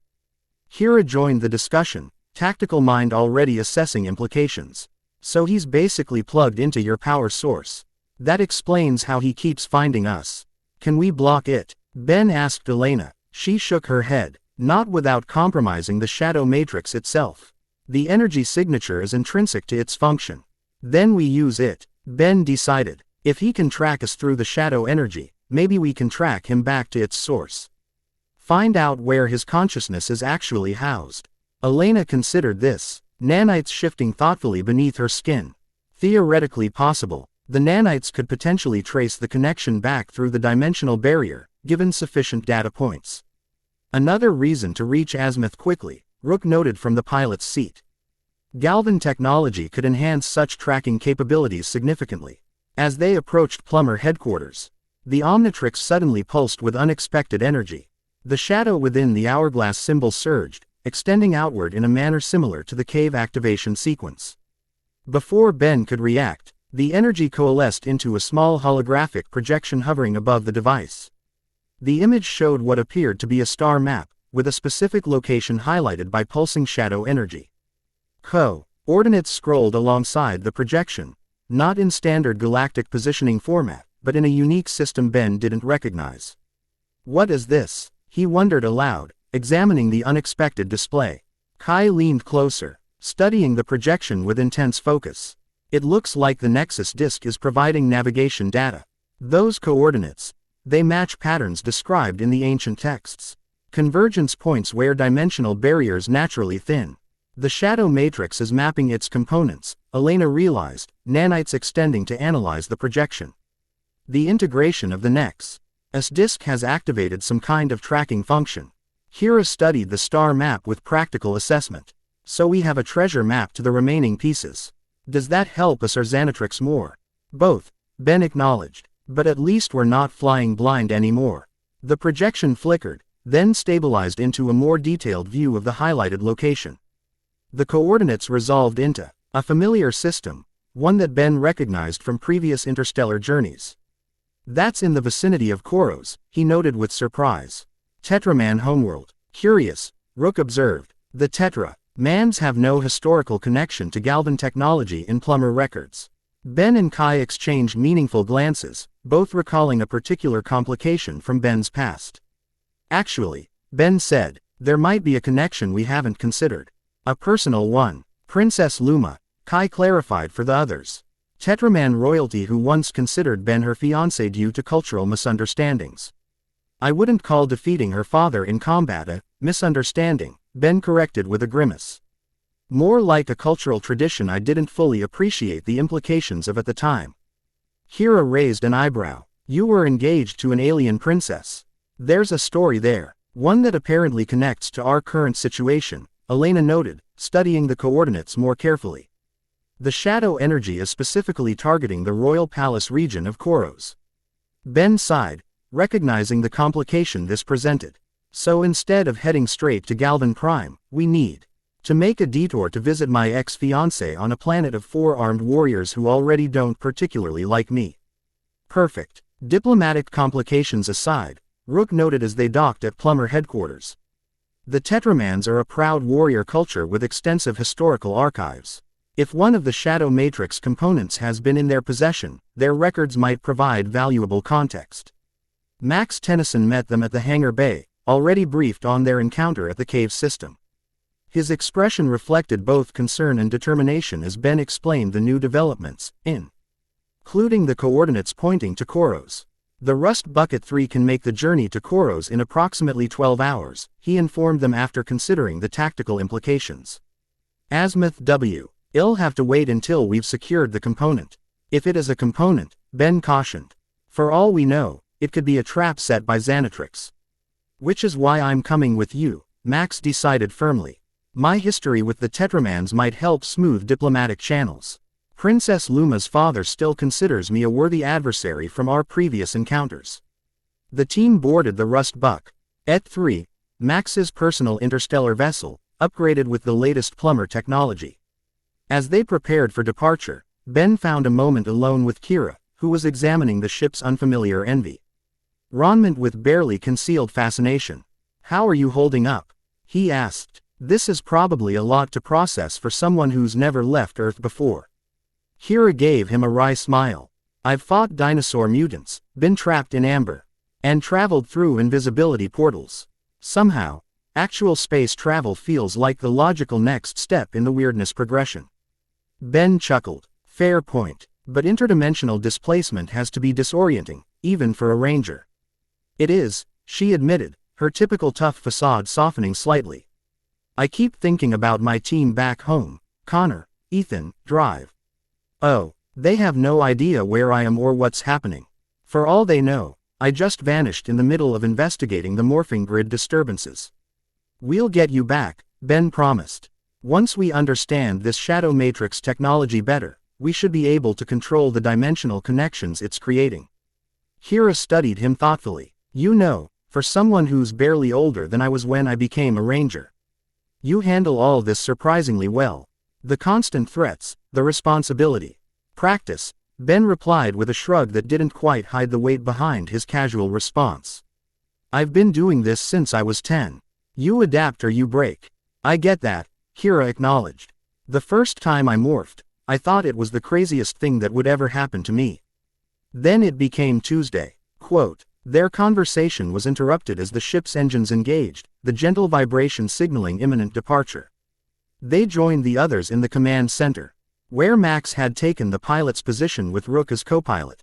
Elena monitored energy signatures from a specialized station, while Kai continued analyzing archaeological data relevant to their destination. Course set for Koros, Max announced as the Rust Bucket 3 lifted off. Estimated arrival in 11 hours, 43 minutes at maximum sustainable speed. Ben settled into his seat. The familiar sensation of spaceflight a stark contrast to Kira's barely contained excitement at her first extraterrestrial journey. As Earth dwindled behind them, he contemplated the path ahead, a diplomatic mission to Tetraman royalty. Searching for ancient technology that might either save or destroy multiple dimensions. Just another day in the life of Ben Tennyson, he murmured to himself. The modified Omnitrix pulsing softly on his wrist as if in agreement. The journey through hyperspace provided a welcome opportunity for the team to rest and prepare. Ben spent part of the time in the ship's training area, working with Kira to refine his control of the Shadow Ranger abilities. The integration of the Nexus Disc had significantly improved his command of the shadow energy, allowing or more precise constructs and efficient power usage. Your form is improving, Kira noted as Ben executed a complex sequence of shadow-enhanced combat moves. You're thinking less and feeling more, that's crucial for Ranger powers. Ben allowed the Shadow Ranger armor to dissipate, returning to human form with controlled ease. It's different from the aliens. With them, I'm working with predetermined abilities. Heat Blast controls fire. 4 Arms has strength. XLR8 has speed.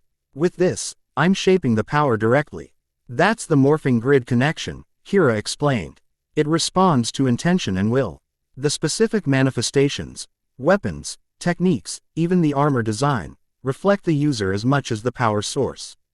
This explained why the Shadow Ranger armor had elements that Med personally tailored to Ben.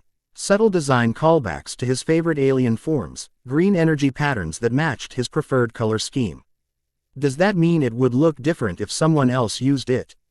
He asked. Definitely. Kira confirmed. When our team morphed, our suits had the same basic design but with personal touches. The weapons and special abilities especially tended to match our personalities and fighting styles. This personal connection to the power concerned Ben as much as it fascinated him. If the Shadow Matrix adapted to its user, it created a deeper bond than Omnitrix's transformations, potentially making separation more difficult if that became necessary. Later, he joined Kai in the ship's research center, where she had compiled historical data about Oros and its possible connections to the Shadow Matrix. Her archaeological expertise had uncovered tantalizing fragments in disparate sources that suggested a pattern. The Tetramans have a legend about a shadow weapon, gifted to their royal line centuries ago, she explained, displaying ancient Tetraman glyphs alongside her translations. Most scholars dismissed it as symbolic mythology, but with what we now know, it could be literal. Ben completed her thought. A component of the Shadow Matrix entrusted to Tetraman royalty for safekeeping. Kai nodded. The timeline matches the period when the Galvans supposedly sealed away the Matrix. If they separated its components for safety, distributing them to different species would be logical, especially to a warrior culture known for their protective capabilities. And Princess Luma's family has ruled for generations, Ben added, connecting the pieces. If they inherited a sacred artifact, they'd guard it closely, which creates both opportunity and complication. Kai noted, your history with the princess might help or hinder access to such a closely guarded item. Ben winced at the reminder. Yeah, showing up to ask for their sacred artifact after breaking off an engagement might not go over well. Tetramans take their traditions seriously. Understatement, Kai replied with a hint of amusement. Their culture, practices around courtship and marriage have remained essentially unchanged for thousands of years. Breaking an engagement is considered deeply dishonorable. Thanks for the reminder, Ben said dryly. Any suggestions for not getting thrown into a Tetraman dungeon the moment we land? Kai considered this seriously. Actually, yes, Tetraman culture places tremendous value on strength and honor, but also on gifts that demonstrate respect. If we approach this as a diplomatic mission seeking knowledge rather than demanding the artifact, we might navigate the cultural complexities. Worth a try, Ben agreed. Better than my usual approach of transforming and hoping for the best. Their planning session was interrupted by Elena, who entered with news from her monitoring station. The nanites have detected something interesting. The shadow energy in the Omnitrix is resonating at increasing frequencies as we approach Koros, like it's responding to proximity to another component. Confirming our theory, Kai noted with satisfaction. There's more, Elena continued. The resonance pattern has a distinctive signature, similar to what the nanites detected when Xanatrix manifested his projection. I believe the components are linked to his consciousness somehow. Ben frowned at this revelation. So collecting these pieces might be helping him gain access to our dimension. Possibly, Elena acknowledged, but the Nexus disk has also improved stability significantly. Without it, the dimensional fractures would be worsening exponentially. So we're damned if we do, damned if we don't, Ben summarized. Collect the components and potentially help Xanatrix, or leave them scattered and risk dimensional collapse. The Nexus disk suggests a third option, Kai interjected. According to the texts, the complete Shadow Matrix can be configured in different ways, like a complex lock with multiple possible combinations. If we gather all components, we might be able to GE them in a configuration that stabilizes the dimensions without creating a bridge for Xanatrix. Assuming we can figure out the right configuration before he does, Ben noted. Which is why we need Azimuth, Elena agreed. His understanding of the original Galvan safeguards could be crucial. As the ship continued its journey toward Koros, Ben sought out a quiet moment alone in the observation deck. The hyperspace corridor created mesmerizing patterns outside the reinforced viewport, streaks of light and color that defied conventional physics. He was surprised when Kira joined him, Taken Ga's seat on the adjacent bench without disturbing his contemplation. For several minutes, they shared comfortable silence, watching the hyperspace phenomena together. "It's beautiful," she finally said, "in a way that makes absolutely no scientific sense to me." Ben smiled. "That's space travel in a nutshell. The more you see, the less you understand, but the more you appreciate." "Philosophical," Kira observed with mild surprise. "I wouldn't have pegged you for the reflective type. 5 years of witnessing the impossible tends to change your perspective," Ben replied. "The first time I transformed, I thought it was the coolest thing ever. Now I realize the power was never the important part, it's what you do with it that matters." Kira nodded in understanding. "We had a similar journey as Rangers. At first, it was all about the suits and the Zords and the fighting. Later, we understood it was about who we became through the challenges." "Exactly," Ben agreed. "Though I wouldn't mind fewer universe-threatening crises and more casual heroics occasionally." That earned a genuine laugh from Kira. "God, yes. Remember stopping bank robberies? Those were the days." Their shared moment of levity faded as the ship's communication system activated. "Approaching Koros system," Max announced. "All personnel prepare for reversion to normal space and diplomatic protocols." "Reel it." Y reasserted itself as the Rust Bucket 3 dropped out of hyperspace, the swirling corridor replaced by the stark beauty of normal space. Ahead lay Koros, a rust-colored planet with massive continental landmasses and sparse, dark oceans. Even from orbit, the harsh environment that had shaped Tetraman evolution was apparent. Initiating contact with Koros control, Rook reported, activating diplomatic channels. Requesting permission to approach with Plummer delegation. After a brief delay, a gruff Tetraman voice responded. Plummer vessel identified. State purpose of visit. Max took over communications, his years of diplomatic experience evident in his measured tone.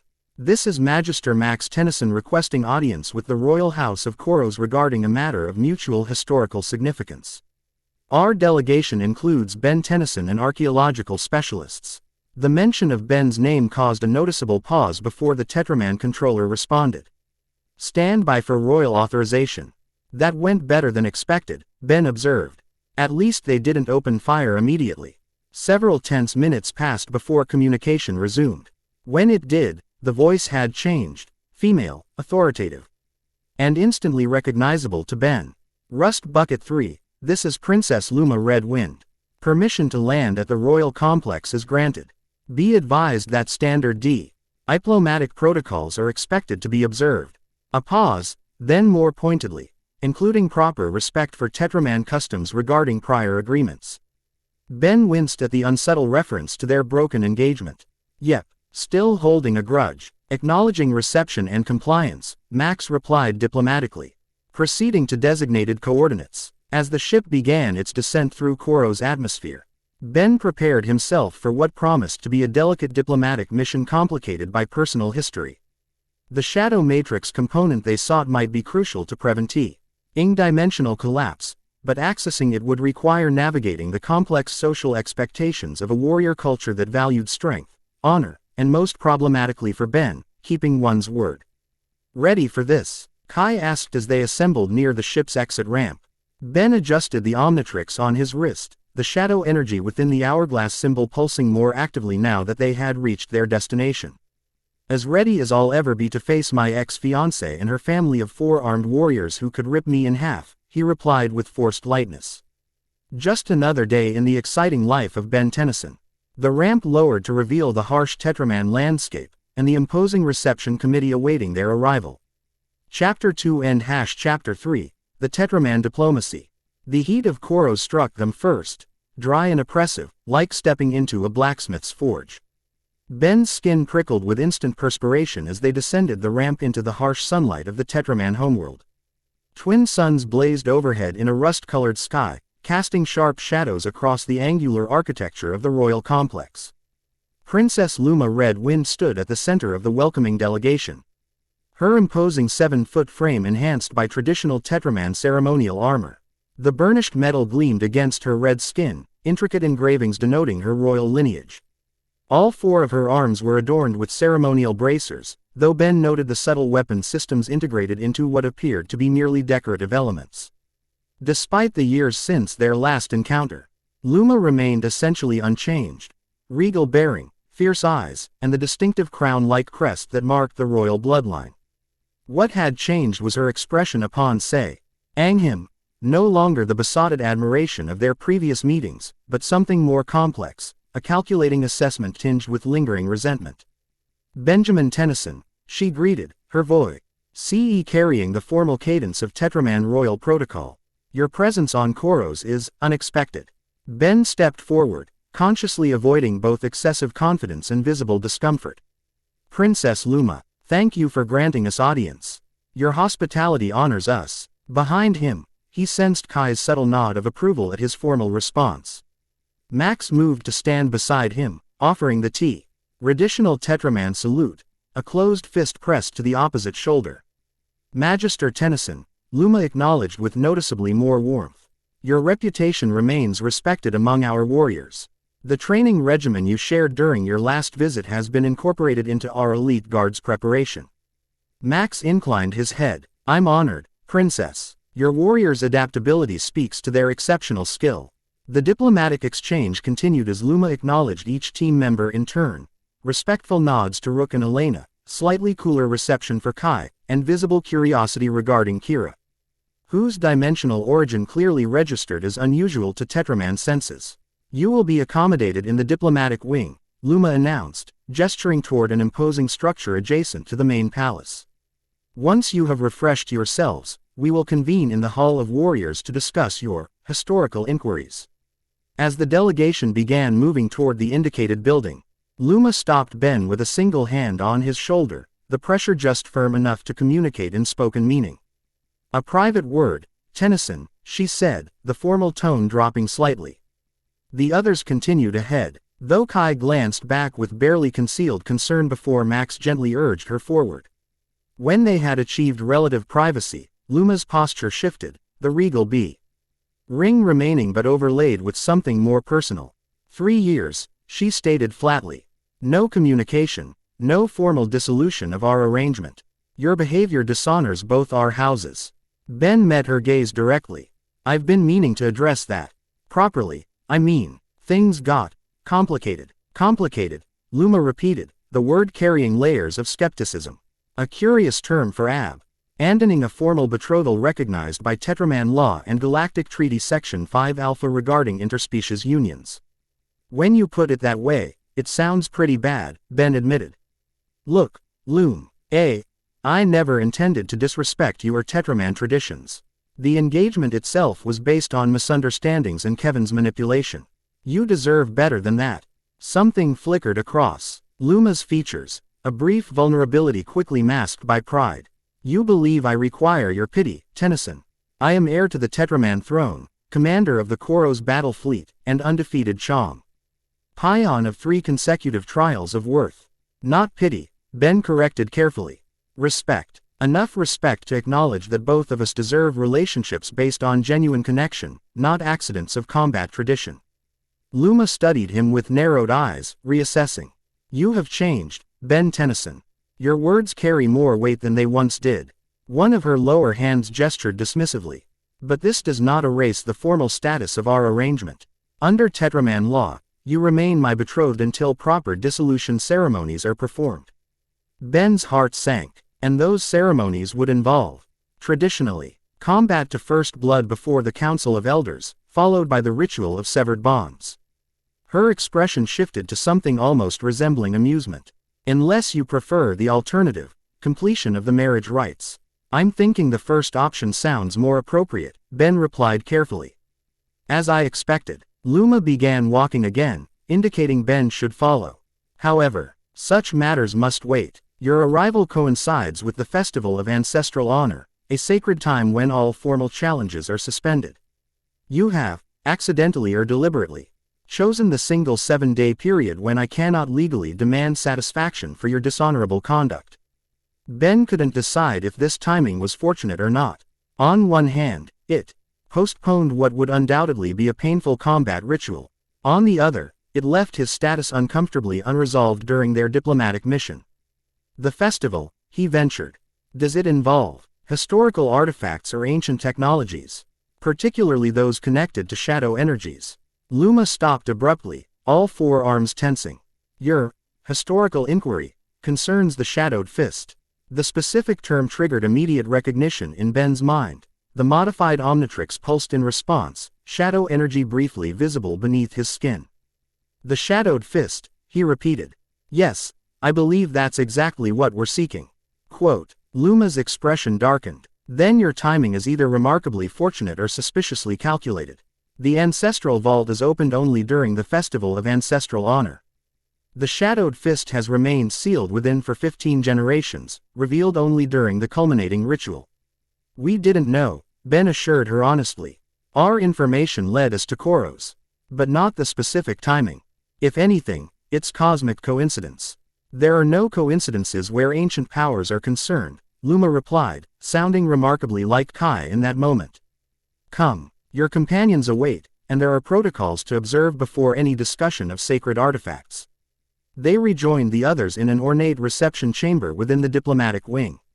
The architecture reflected Tetraman values, durable materials, practical designs adorned with the geometric patterns they favored, and ceilings high enough to accommodate their impressive stature. Despite the utilitarian approach, there was undeniable beauty in the craftsmanship, particularly in the stone mosaics depicting Tetraman military victories. Well, Kai asked quietly as Ben entered. Are we facing an interplanetary incident over your broken engagement? Temporarily deferred, Ben replied. There's a festival happening, ceremonial truce period. And it turns out the artifact we're looking for is part of their sacred traditions. Max approached, having overheard. The Festival of Ancestral Honor, he confirmed. I should have anticipated the timing. It's a significant cultural event, comparable to combining Earth's most sacred religious observances with military commemorations. Luma called the artifact the Shadowed Fist, Ben informed them. And the Omnitrix definitely reacted to the name. Kai's eyes lit with archaeological enthusiasm. The Shadowed Fist appears in several obscure references of studied, always connected to warrior cultures and shadow manipulation. This confirms my theory about the Galvans distributing matrix components to species whose natural attributes complemented specific functions. Tetraman strength paired with shadow energy manipulation, Elena observed. A logical combination for a weapon component. Their discussion was interrupted by the arrival of a Tetraman official, distinguished by elaborate armor and a ceremonial staff that struck the floor with resonant authority. Honored guests, he announced, voice projecting effortlessly through the chamber. I am Chamberlain Gorvin. Princess Luma has instructed me to inform you of proper protocol during your stay. His four eyes surveyed them critically. The Festival of Ancestral Honor demands specific observances from all within the royal complex, visitors included.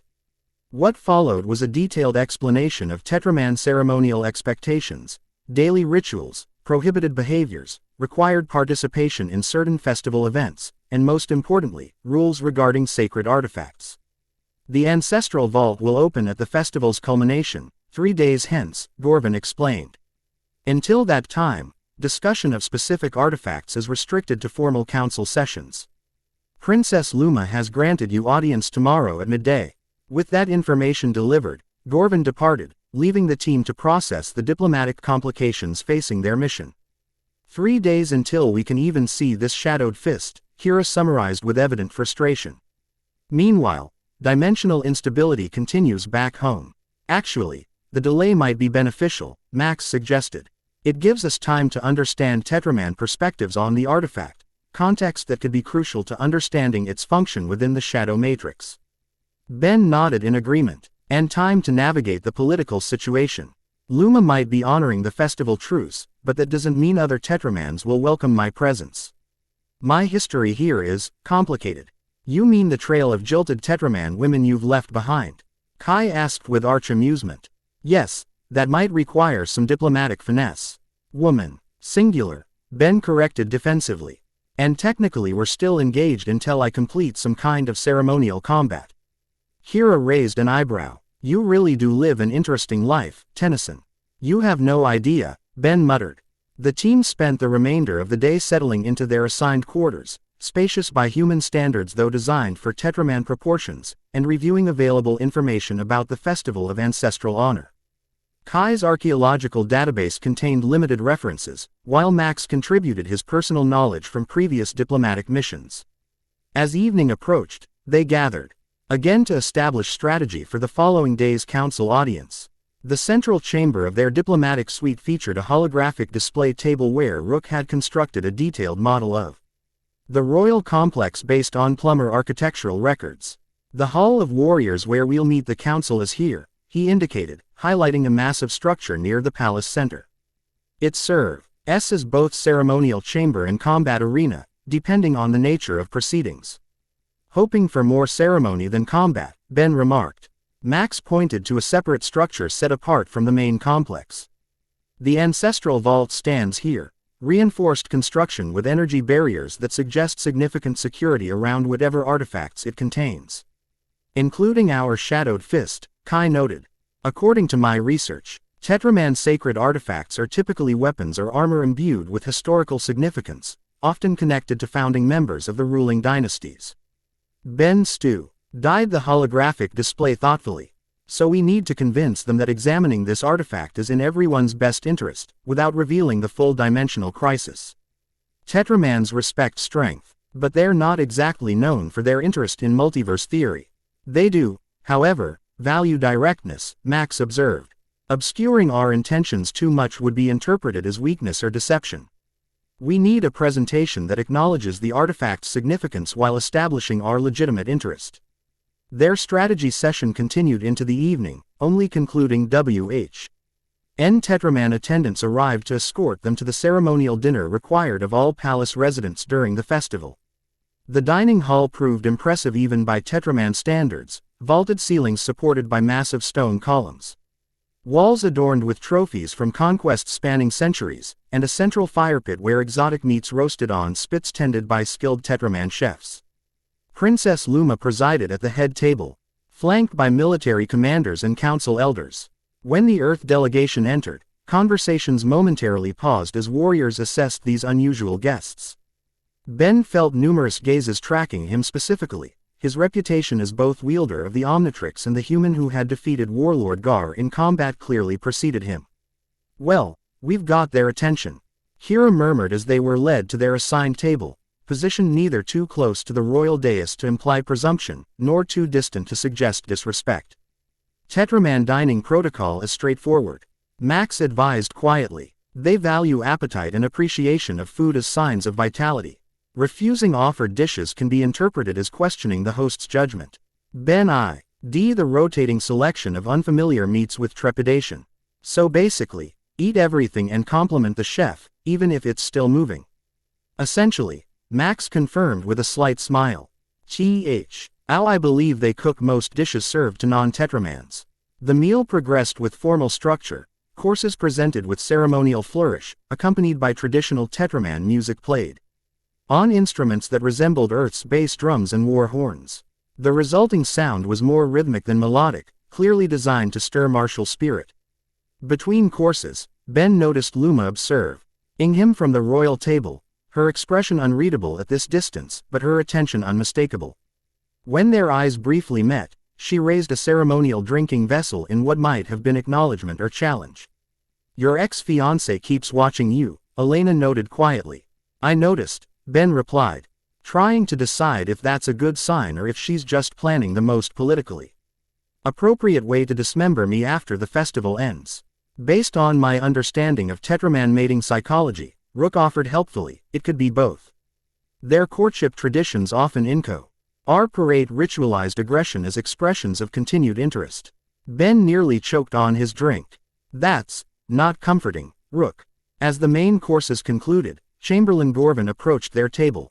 The princess requests Benjamin Tennyson's presence for the ritual of respected opponents. The request drew curious glances from nearby Tetramans. Kai leaned forward with scholarly interest. The ritual of respected opponents is traditionally reserved for warriors who have proven themselves worthy adversaries. It's a significant honor. Or a politically acceptable way to throw me through a wall, Ben muttered.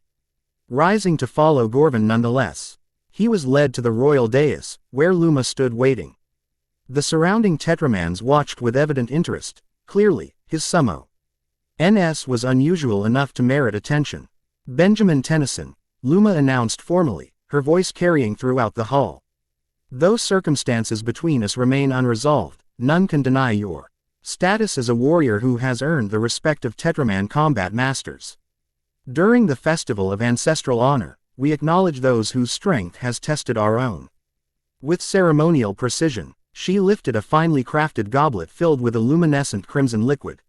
Share the blood of warriors, that all may witness proper respect between opponents.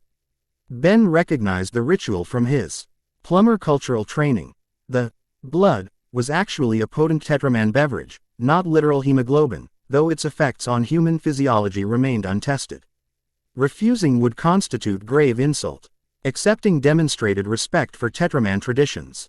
He accepted the goblet, noting the subtle designs etched into its surface, battle scenes depicting Tetraman victories, but also, curiously, a small symbol near the rim that resembled the shadow energy patterns in the Omnitrix. Raising the vessel in the traditional gesture, Ben took a careful sip. The liquid burned like Earth's strongest whiskey combined with chili extract, sending fire down his throat and causing his eyes to water instantly. With supreme effort, he maintained his composure, not coughing or gasping as the beverage seared its way through his system. Luma's expression shifted to something approaching approval as Ben returned the goblet without flinching. The human withstands the warrior's blood with dignity, she announced to the assembled Tetramans. Let it be recorded that whatever disputes exist between us, they do not diminish recognition of earned respect. A murmur of acknowledgement rippled through the hall, not precisely approval, but a shifting of collective opinion that Ben recognized as diplomatically significant. Whatever personal grievance Luma maintained, she had just publicly established. His status is worthy of basic Tetraman respect. As he returned to his table, Ben noticed a subtle change in the atmosphere. The evaluating gazes now carried less hostility, more assessment. The ritual had effectively neutralized the worst potential for diplomatic incidents, at least temporarily. Nicely handled, Max commented as Ben resumed his seat, still feeling the burning sensation throughout his digestive system. That single ritual probably saved us days of credibility building. What was in that drink? Ben asked hoarsely. It felt like swallowing molten metal. Fermented Koro's fire fruit, primarily, Max replied, with various additives that Tetramans consider invigorating. For humans, it's potent. You should be honored, Kai added. The ritual of respected opponents is usually reserved for warriors who've proven themselves in formal Tetraman combat arenas. Luma essentially just acknowledged your legitimate claim to warrior status despite being human. And Poe's Sibley signaled continued personal interest, Rook added helpfully.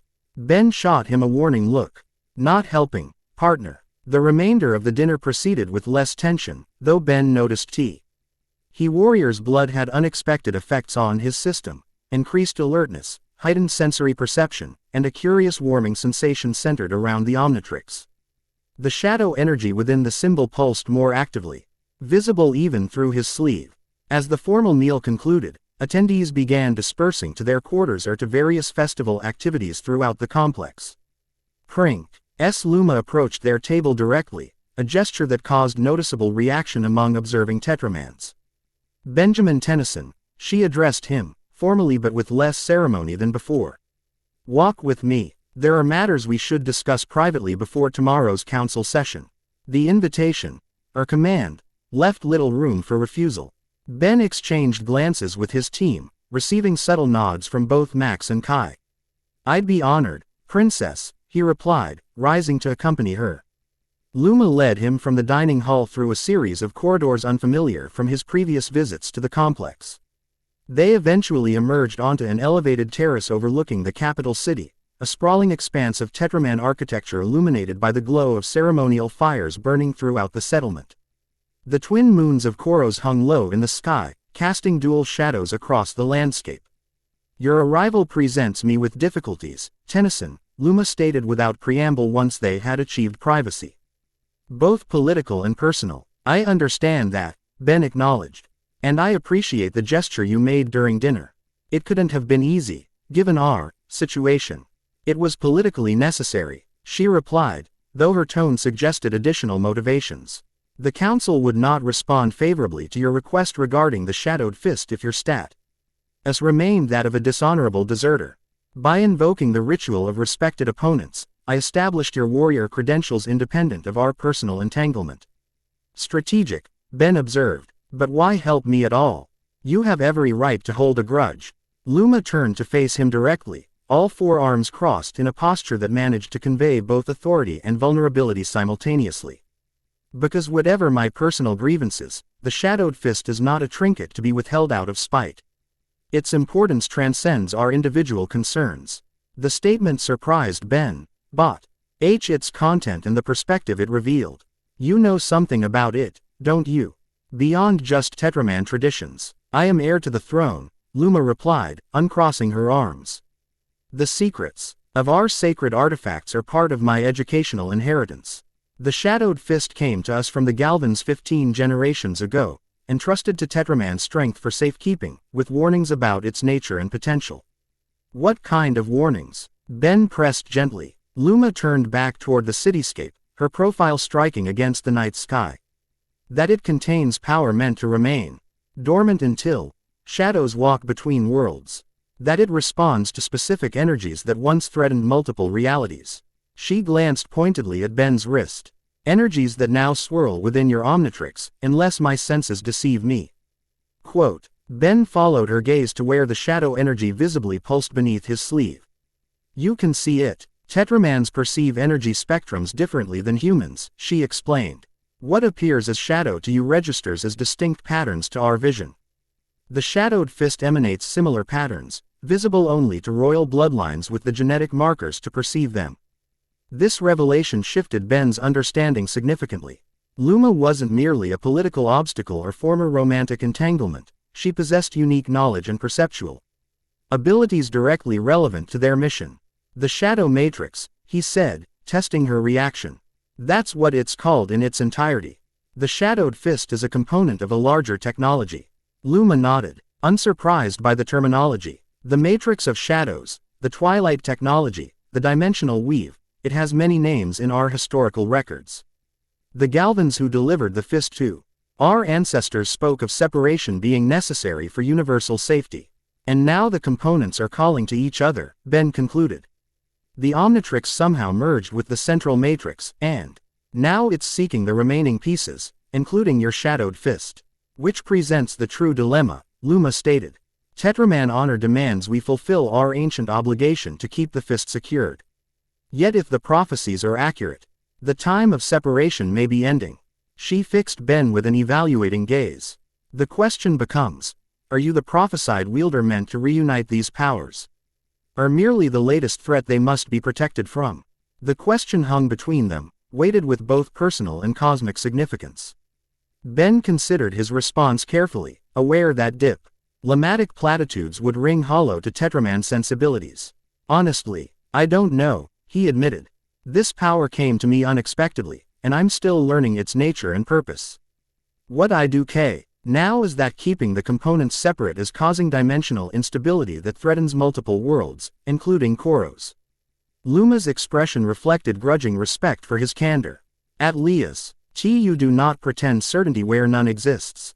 That shows more wisdom than you once possessed. I've had to grow up a bit since our last meeting, Ben acknowledged. Something shifted in Luma's demeanor, a softening that made her seem suddenly younger. More like the passionate warrior who had once declared him worthy of her hand. Yes, I see that now. You are different, more substantial in your bearing.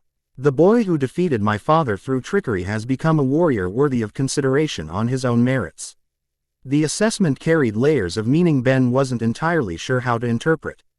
Before he could formulate a response, the Omnitrix pulsed with unusual intensity, shadow energy briefly extending beyond the device in tendrils that reached toward the city below. It senses the fist, Luma observed, even through the ancestral vault's protective barriers. The connection is getting stronger, Ben confirmed, concerned by the device's independent activity. What if these components were designed to do together? They're actively trying to reconnect. Luma studied the shadow energy with evident fascination. Tomorrow's council session will be contentious. Many elders remain bound to traditional interpretations of our duty to keep the fist secured. Others may see the prophecies fulfilled in your arrival. She returned her gaze to Ben's face. Your presentat. Ion must acknowledge both perspectives if you hope to gain access. Any specific advice? Ben asked, recognizing the valuable insider perspective she was offering. Speak of strength and honor. Tetramans respect directness. Acknowledge the sacred trust placed in our people, while suggesting that fulfilling that trust might now require action rather than continued protection. She hesitated before adding, and perhaps allowing me to examine the shadow energy more closely would help me advocate more effectively with the council. The request seemed reasonable, though Ben remained alert to potential complications. What did you have in mind? A simple energy assessment, Luma explained, extending one hand. Tetraman royal senses can detect patterns within the shadow energy that might reveal its current configuration and needs. After brief consideration, Ben extended his wrist. The potential diplomatic advantage outweighed the minimal risk, particularly given Luma's demonstrated knowledge. Luma's touch was surprisingly gentle for a Tetraman, 4 fingers carefully positioned around the Omnitrix without actually contacting the device itself. Her eyes narrowed in concentration as she studied the energy patterns, expression shifting through various emotions too subtle for Ben to interpret. Fascinating, she murmured. The integration is more advanced than I expected. Shadow energy has already adapted to your specific biological patterns. It recognizes you as its intended conduit. Is that good or bad? Ben asked, increasingly aware of the warmth of her touch. Neither. It simply is. Luma withdrew her hand slowly, something like concern flickering across her features. But it means separation would be difficult, potentially harmful to both you and the Matrix itself. This confirmed what Ben had already suspected. The Shadow Matrix was bonding with him personally, beyond merely merging with the Omnitrix. The implications were concerning, particularly. Why, given Xanatrix's apparent connection to the technology? Thank you for telling me, he said sincerely. And for the diplomatic assistance. I know our personal situation complicates things. Luma regarded him thoughtfully. Perhaps less than you imagine, Ben Tennyson. Time changes perspectives, even for Tetramans. 3 years ago, I would have demanded immediate satisfaction for your dishonorable departure. Now, she shrugged, the gesture utilizing all 4 shoulders in a distinctly Tetraman expression. I have led fleets, negotiated treaties, and faced enemies that tested my full strength. My understanding of what constitutes a worthy partner has evolved. The statement carried implications Ben wasn't prepared to fully address in their current circumstance. Instead, he focused on the diplomatic opening she seemed to be offering. Does that mean you'll support our request to examine the shadowed fist? I will present your case fairly to the council, Luma replied diplomatically. Beyond that, I must balance multiple responsibilities, to tradition, to prophecy, and to the welfare of my people. A hint of her former intensity returned. But know this, Ben Tennyson, whatever my official position, I find myself curious about the path you now walk. The shadow energy suits you in ways I would not have predicted. With that enigmatic assessment, she gestured toward the corridor. Dawn comes early during the festival. You should rest before tomorrow's council session. As they walked back through the royal complex, Ben found himself reassessing Luma more completely than he had during their previous encounters. Beyond the warrior princess stereotype he'd mentally assigned her, he glimpsed a complex leader balancing tradition and innovation, personal feelings and political necessities. The realization was both humbling and intriguing. When they reached the diplomatic wing, Luma paused. One final piece of advice, Tennyson. The council responds to strength demonstrated, not merely claimed. Be prepared to prove your worthiness to access the shadowed fist through more than words alone. With that warning, or perhaps challenge, she departed, leaving Ben to contemplate the diplomatic complexities awaiting them. Upon returning to the team's quarters, he found most of his companions had retired except for Kai, who sat reviewing archaeological data in the common area. She looked up as he entered, curiosity evident. Productive conversation with your ex-fiancé? She inquired, tone carefully neutral. Surprisingly, yes, Ben replied, dropping into a chair opposite her. She knows a lot more about the Shadowed Fist than I expected, including its connection to the Shadow Matrix and some kind of prophecy about shadows walking between worlds. Kai's eyes widened with scholarly excitement. Prophecy. That aligns with references found in multiple cultural contexts. Similar predictions appear in ancient texts from at least 7 different planets, all corresponding roughly to the period when the Shadow Matrix was supposedly sealed away. She can actually see the shadow energy, Ben added. Apparently it's a genetic trait in the royal bloodline. Fascinating, Kai murmured, adding notes to her research. That suggests deliberate selection of guardian species with specific perceptual abilities. The Galvans weren't just distributing components randomly but matching them to races with complementary traits. Luma also mentioned something concerning, Ben continued. She thinks the shadow energy is adapting specifically to my biology, making separation potentially dangerous. Kai's expression grew more serious. That aligns with what we've observed. The shadow matrix appears to form deeper connections than the Omnitrix's transformative technology, more symbiotic than tool-based. Great, Ben sighed. So I've got interdimensional shadow technology setting up permanent residence. That's not concerning at all. It does complicate our options. Kai acknowledged. If separation isn't viable, we need to focus on proper integration and control. She studied him thoughtfully. How are you feeling? Any subjective changes? Beyond the obvious physical manifestations? Ben considered the question seriously. It's subtle. I feel more aware of possibilities. Like I can sense potential outcomes or paths that weren't visible before. And when I transform, the shadow energy refines the alien abilities, makes them more focused, more efficient. Heightened perception across probability space, Kai theorized. Consistent with technology designed to manipulate dimensional boundaries. The shadow energy may be enhancing your ability to perceive potential timeline branches. Their discussion continued into the night. Mparing Luma's insights with Kai's research and planning strategy for the upcoming council presentation. When they finally retired to their respective quarters, Ben found sleep elusive despite physical exhaustion. The shadow energy within the Omnitrix pulsed with increasing frequency, responding to proximity to the Shadowed Fist even through whatever barriers contained it. Morning arrived with traditional Tetraman ceremonial drums echoing through the complex, a resonant beat that vibrated through stone walls and effectively eliminated any possibility of continued rest. The team gathered for a final strategy session over breakfast, reviewing their approach for the council meeting. Based on what Luma told me, we should expect some kind of challenge beyond mere discussion, Ben informed them. Tetraman's value demonstrated strength over verbal arguments. A combat trial would be consistent with their cultural practices, Rook confirmed. Particularly regarding sacred artifacts with warrior associations. Max nodded in agreement. We should be prepared for formal challenge. Ben, which transformation would most impress a Tetraman council?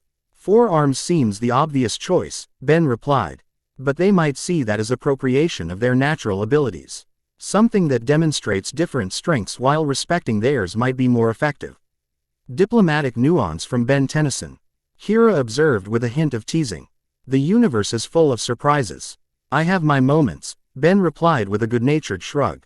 Their planning complete, the team was ordered to the Hall of Warriors by a ceremonial guard. The massive structure lived up to its name, a vast chamber whose walls displayed weapons and armor from countless generations of Tetraman history.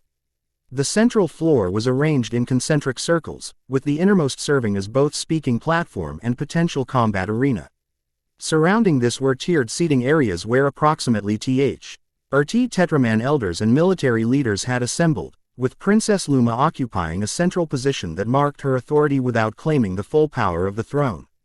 Chamberlain Gorvin announced their arrival with formal precision. The delegation from Earth approaches the Honorable Council during the Festival of Ancestral Honor, seeking wisdom regarding historical matters. As they entered, Ben noted the ceremonial arrangement. Weapon racks positioned strategically around the inner circle, and what appeared to be combat assessment systems integrated into the floor itself. His suspicion that this would involve more than conversation solidified into certainty. Luma acknowledged their arrival with formal gesture. The council recognizes Magister Maxwell Tennyson of the Plumbers, Benjamin Tennyson, wielder of the Omnitrix, and their honored companions. Approach and present your petition. Max led them forward, stopping at the designated position within the innermost circle. With diplomatic precision honed through decades of interspecies negotiations, he presented their request, acknowledging Tetraman traditions, expressing respect for their role as guardians, and suggesting that changing circumstances might require new approaches to fulfilling that sacred trust.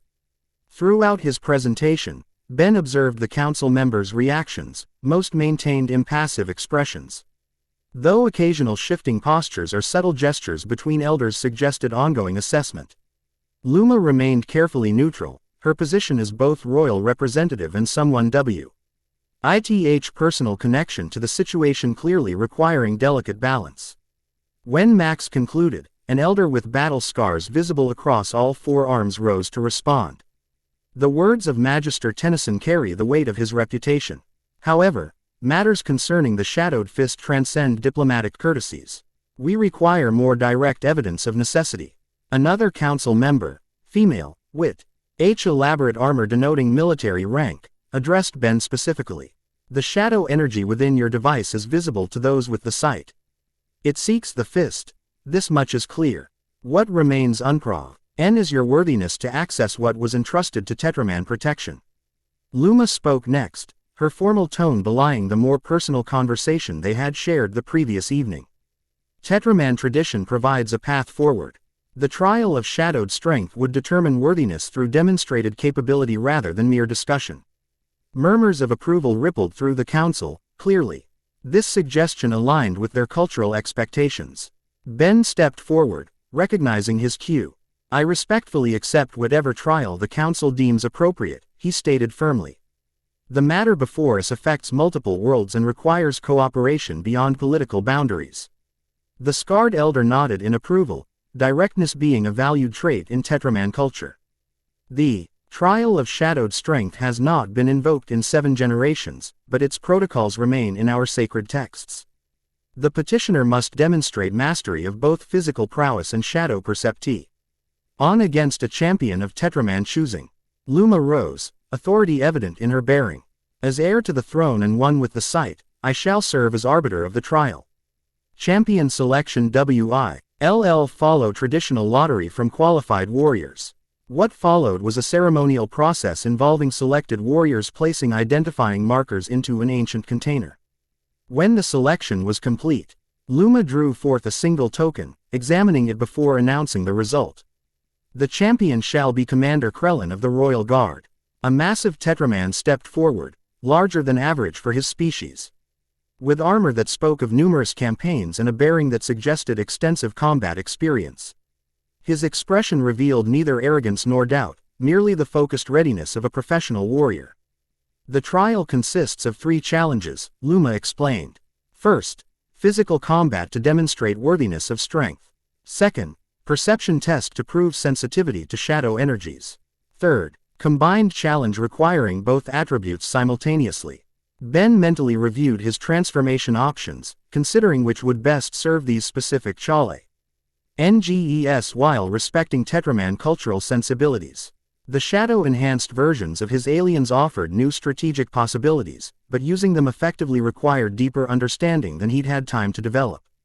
The trial begins when the ceremonial gong sounds, Luma continued. Combatants may utilize their natural abilities and traditional weapons, but not external technology beyond what is integral to their being. She glanced meaningfully at the Omnitrix. For Benjamin Tennyson, the Omnitrix qualifies as integral technology, as acknowledged by Galactic Treaty Section 12. His clarification was significant. It confirmed Ben could transform, though how the shadow energy modifications would be interpreted remained uncertain. He stepped into the designated position within the inner circle, facing Commander Krellin across the ceremonial distance. May strength and honor guide your actions, Luma intoned formally. The gong sounded, a deep, resonant tone that seemed to vibrate through Ben's bones. Commander Krellin wasted no time, charging forward with the direct approach favored by Tetraman warriors.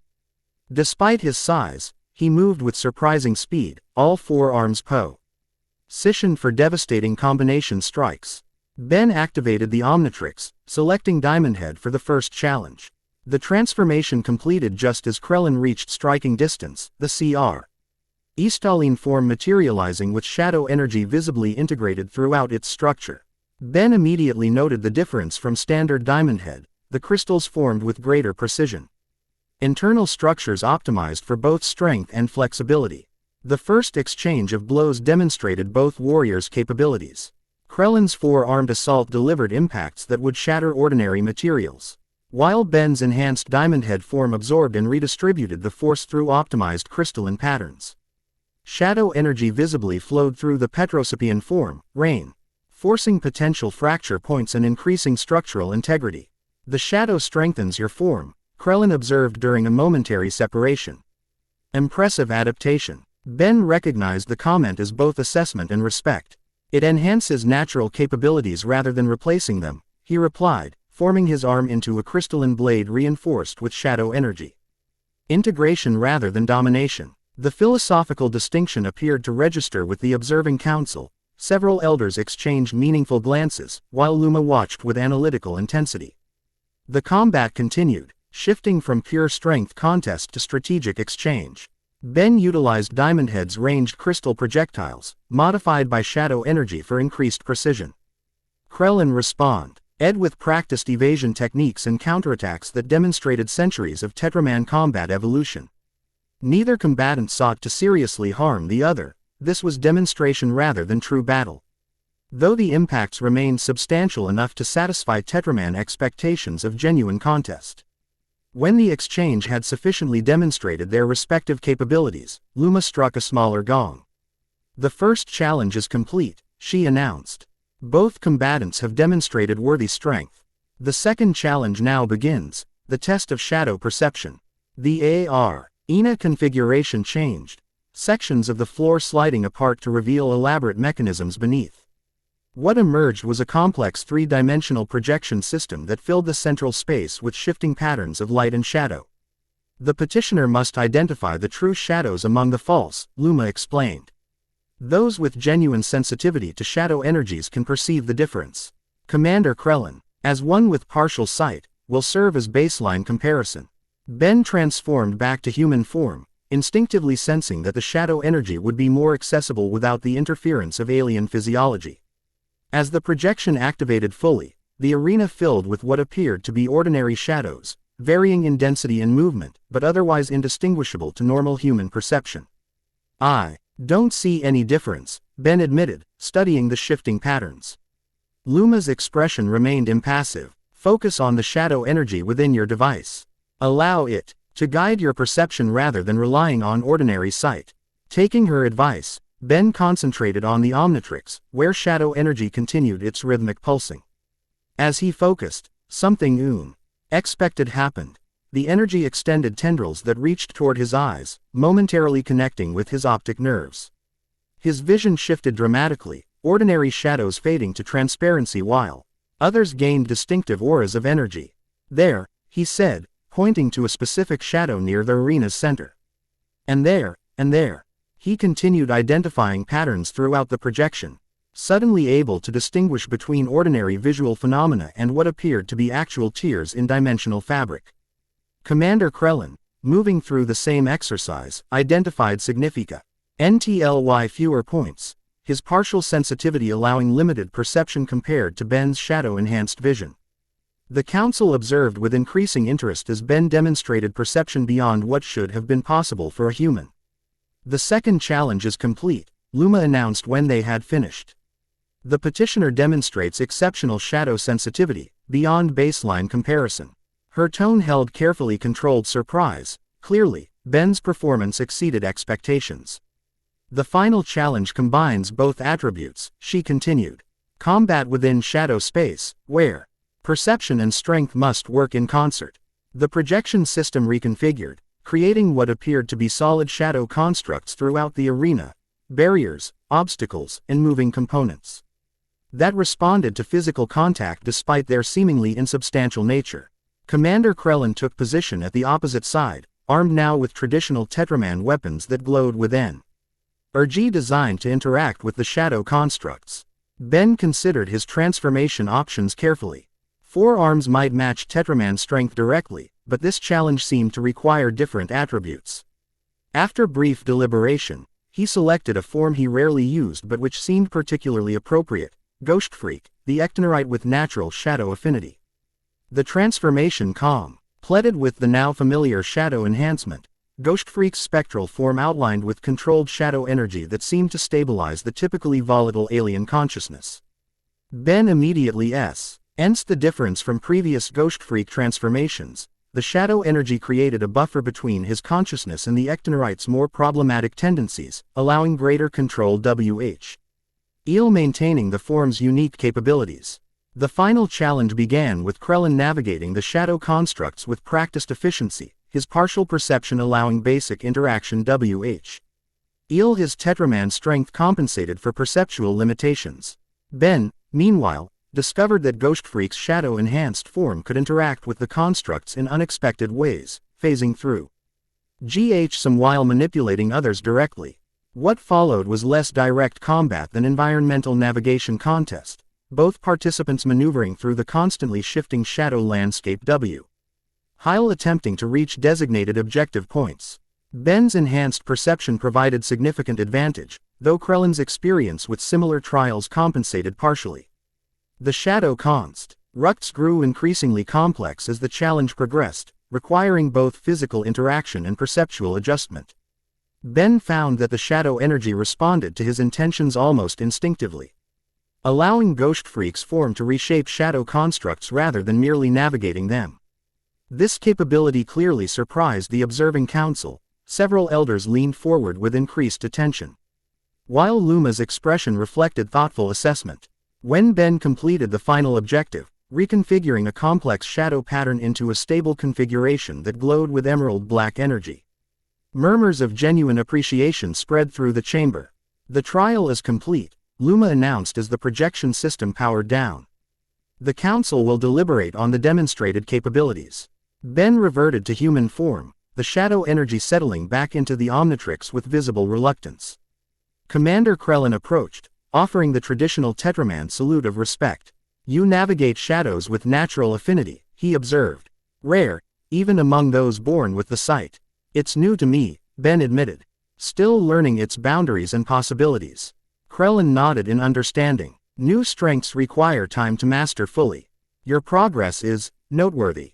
The council's deliberation was brief by Tetraman standards, merely 20 minutes of intense discussion before reaching consensus. When they reconvened, the scarred elder rose to deliver their verdict.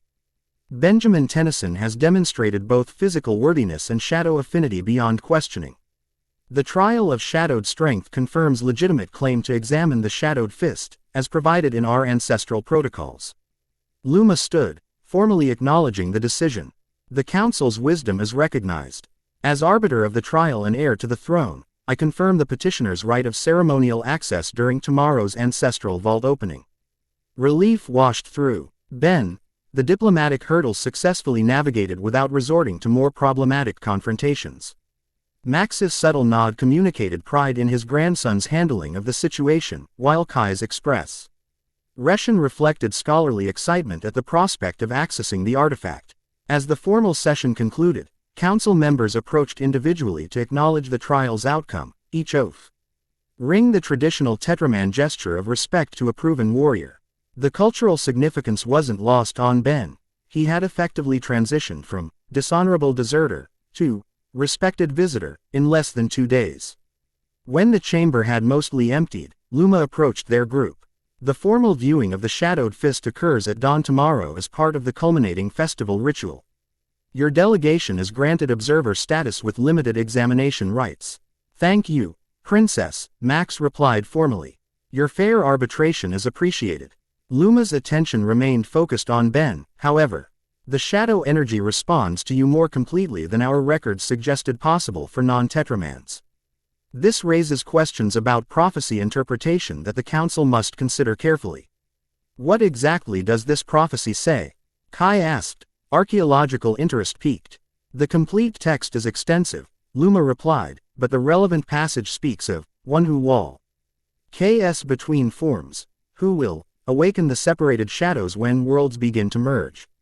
It was traditionally interpreted as referring to a Tetraman with transformation abilities, a genetic variation T appears occasionally in our royal bloodline. But it could just as easily describe Ben, Kai concluded. The Omnitrix allowing him to walk between forms, while dimensional instability causes worlds to begin to merge. Luma nodded. Precisely the interpretation now being debated. Prophecies are imprecise tools for policy decisions. Before the conversation could continue, a plumber communication alert sounded from Rook's badge. Urgent transmission from Earth, he reported after checking the signal. Magister Tennyson, it's coded Priority Alpha. Max activated the secure channel. Concern evident as he listened to the transmission. His expression grew increasingly grave before he finally acknowledged the message and terminated the connection. We have complications, he informed the team. Multiple temporal anomalies have appeared simultaneously at locations across Earth, larger and more stable than previous manifestations. And they're emitting energy signatures consistent with Chronos Consortium technology. They're making their move, Ben concluded grimly. Probably trying to secure the Shadow Matrix components before we can. There's more, Max continued. One of our monitoring stations detected an unusual transmission originating from within our own ship shortly after we landed. Someone sent a signal containing our location and mission parameters. The implication hung heavily in the air. Their team potentially contained a security breach. Before accusations could form, Elena stepped forward, expression troubled. It was me, she admitted. But not intentionally. The nanites detected a dormant subroutine activating when we entered Koro's orbit, some kind of automated protocol I wasn't aware of. Nanite programming you didn't control? Ben asked, NCERN rather than accusation in his tone. Elena nodded, visibly distressed. The nanite collective retains certain autonomous functions, usually protective or analytical. This appears to be a monitoring protocol triggered by proximity to shadow energy patterns. I didn't authorize the transmission, but the nanites identified similar energy signatures in consortium technology and established communication. Could Xanatrix have influenced the nanites? Kai suggested. His consciousness seems capable of interacting with various technologies. Possible, Elena acknowledged. The shadow energy reads potential connection points he might exploit. Before they could explore this possibility further, alarms sounded throughout the royal complex, the distinctive pattern indicating external threat rather than ceremonial announcement. Luma's communication device activated immediately, a guard's voice reporting with military precision. Unidentified craft breaching orbital security, Princess.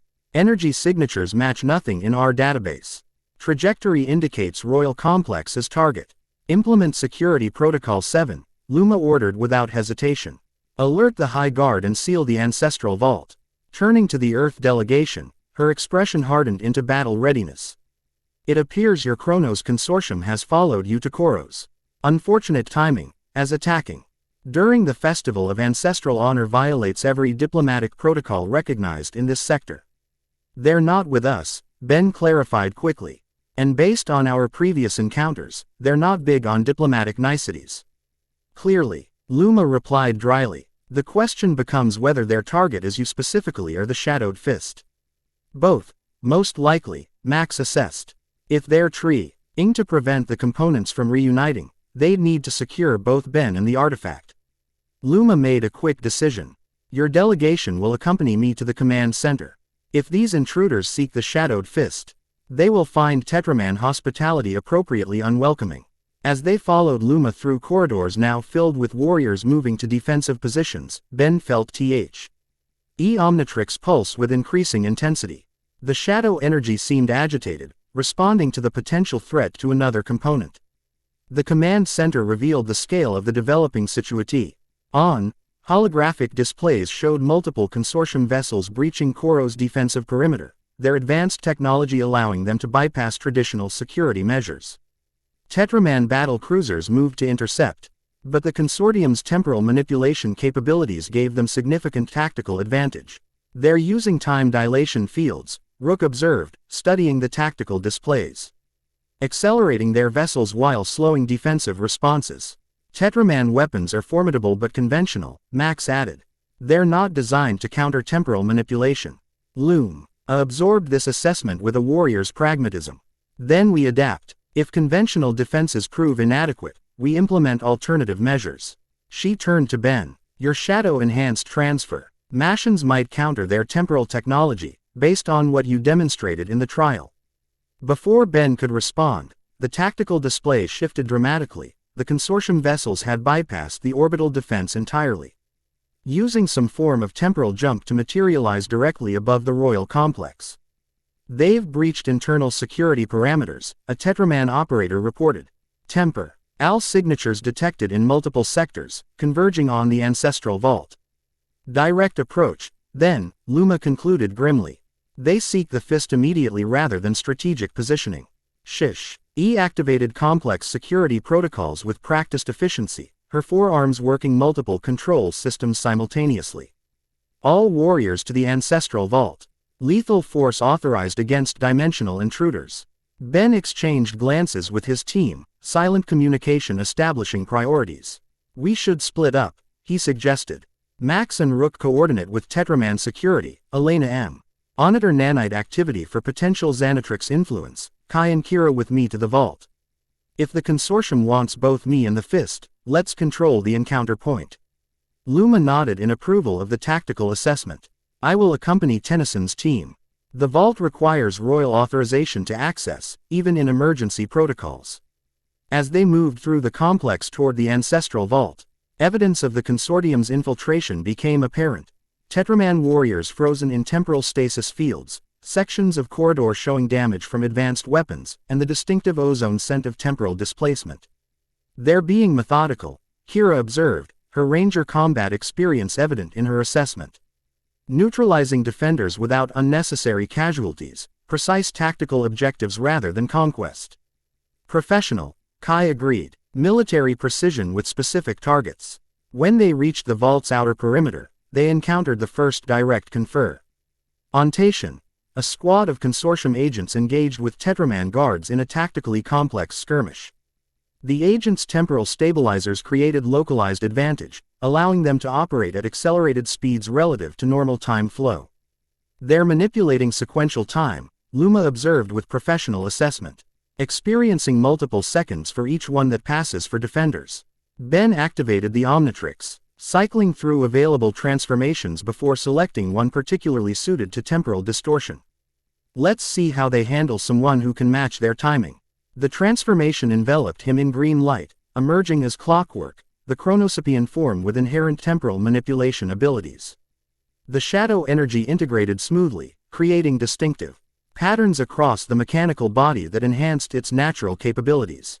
Immediately, Ben perceived the battlefield differently. The consortium agent's temporal manipulation became visible as ripples in the timestream.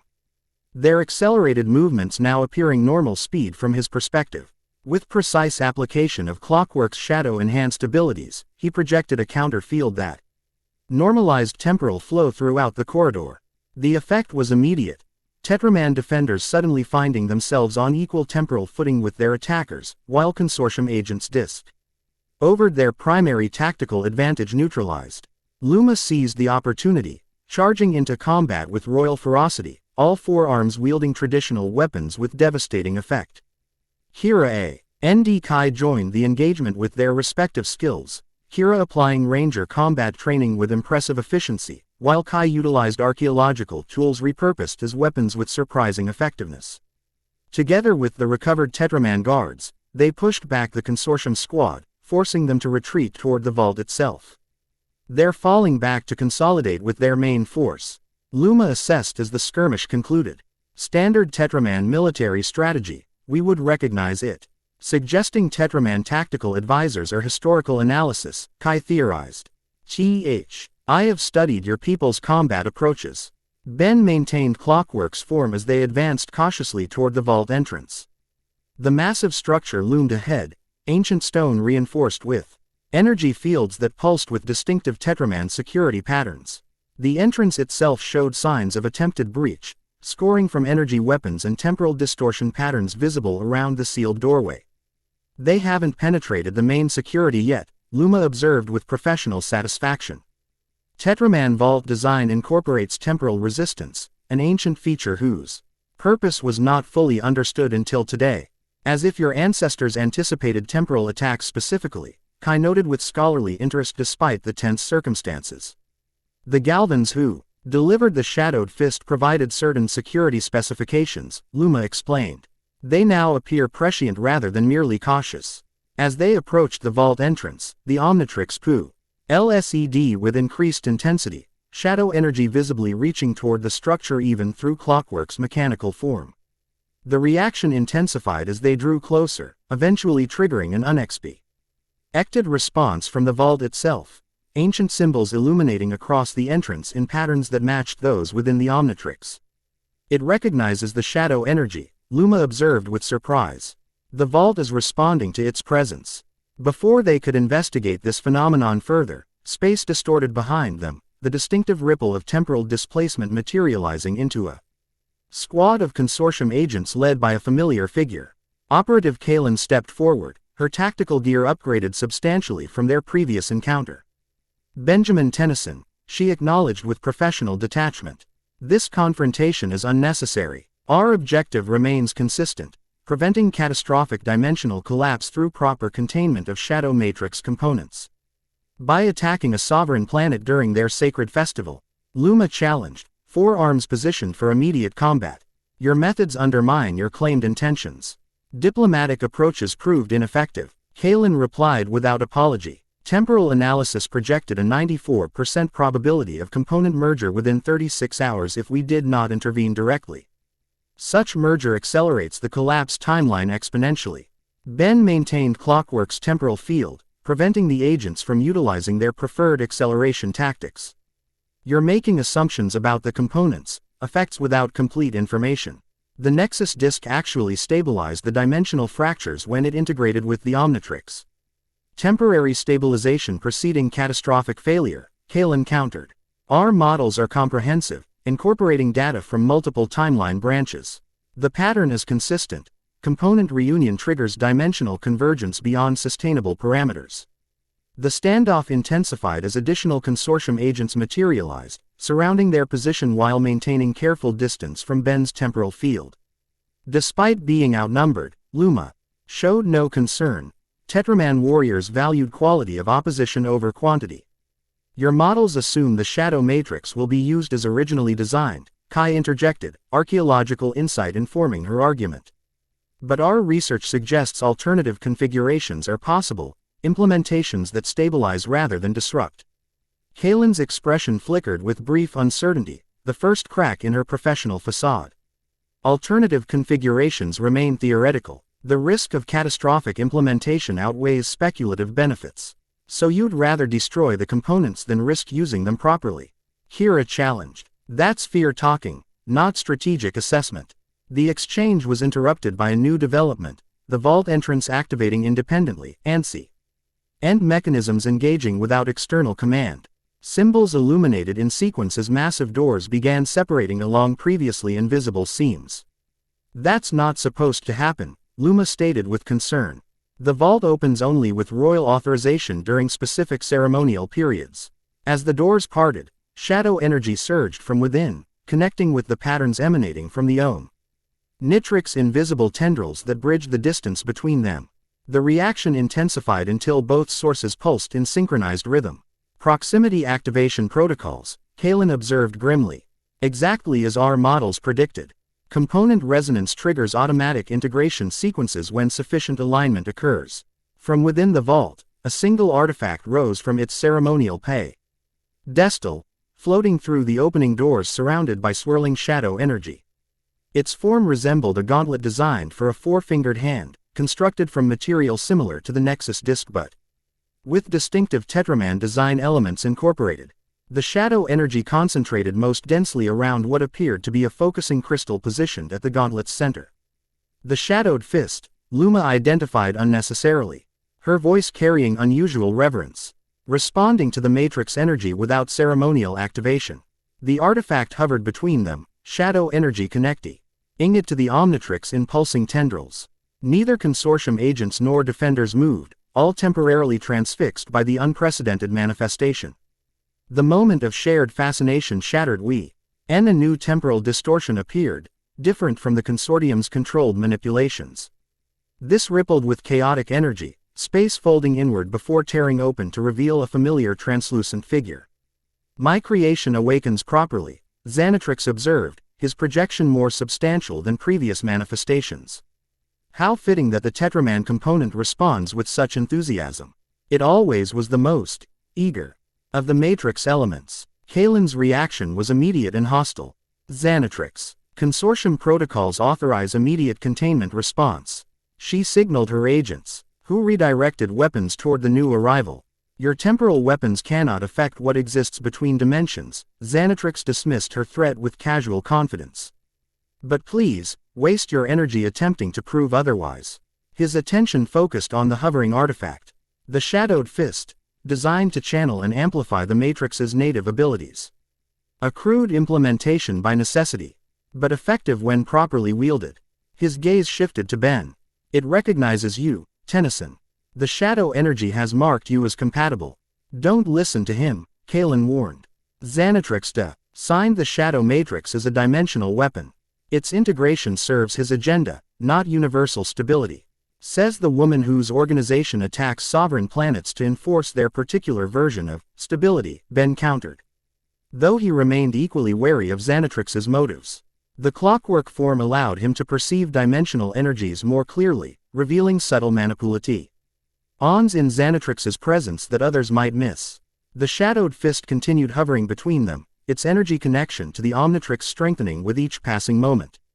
Ben sensed the artifact's purpose more clearly through this connection, designed to focus and direct shadow energy, amplifying its natural dimensional properties while providing structured control. The fist requires a worthy wielder, Xanatrix observed. One with both strength to channel its power and wisdom to direct it properly. The Tetramans were chosen as guardians precisely for their physical capacity to contain its energies. Which suggests humans might lack that capacity, Kai noted with scientific caution. The physiological demands could exceed human limitations. Perhaps ordinary humans, Xanatrix conceded. But one already connected to the central matrix. One whose body has adapted to countless genetic transformations. Such a vessel might prove uniquely suitable. The calculated manipulation in his assessment was obvious. Yet Ben sensed underlying truth beneath the self-serving perspective. The Omnitrix had indeed changed his physiology over years of use, making him more adaptable to extreme transformations and energy exposures than ordinary humans. Luma stepped forward, positioning herself between Ben and the artifact with protective intent. The Shadowed Fist was entrusted to Tetraman protection. Whatever its response to the Matrix energy, that responsibility remains. Noble sentiment, Xanatrix acknowledged with what might have been genuine respect. But ultimately irrelevant. The components seek reunification, a process already in motion beyond any Guardian's ability to prevent. As if responding to his words, the Shadowed Fist pulsed with increased intensity, shadow tendrils extending further toward the Omnitrix. Ben felt the device respond. Shadow energy surging up his arm in patterns similar to previous component integration. Kalen assessed the developing situation with tactical precision. Integration imminent. Preventative measures authorized. She signaled her agents, who activated specialized weapons designed specifically for Shadow Matrix energy disruption. Wait, Ben called out, sensing catastrophic potential in their intervention. Forced separation could destabilize both components. His warning came too late. Consortium weapons discharged. Energy beams converging on the connection between the Omnitrix and the Shadowed Fist. The shadow tendrils distorted under the assault, writhing like wounded living things before snapping back violently. The backlash triggered immediate consequences, reality itself seeming to buckle around the disrupted connection. Temporal energy exploded outward in concentric waves, throwing Consortium agents CK ward while creating localized dimensional fractures throughout the chamber. Through Clockwork's enhanced perception, Ben witnessed the damage in horrifying detail, micro-tears in spacetime spreading outward from the disruption point. Reality itself straining under the force of the separated components attempting to reconnect against artificial barriers. Xanatrix's projection fluctuated wildly, his expression shifting between concern and calculation. Predictable yet disappointing. Forced separation always was the most destructive approach. His form began dissolving as dimensional stability deteriorated. Remember this moment, Tennyson, when their fear created precisely what they sought to prevent. As his projection faded completely, the Shadowed Fist responded to the disruption with unexpected autonomy, its shadow energy concentrating into a defensive sphere that repelled further consortium attacks while maintaining its tenuous connection to the Omnitrix. Luma assessed the deteriorating situation with a warrior's clarity. The vault's structural integrity is compromising. We must stabilize the components or risk catastrophic failure throughout the complex. Ben made a split-second decision, shifting from clockwork to his human form despite the tactical disadvantage. As the transformation completed, the shadow energy within the Omnitrix surged outward with renewed intensity. Reaching for the Shadowed Fist with desperate purpose. "What are you doing?" Kalen demanded, recognizing his intent.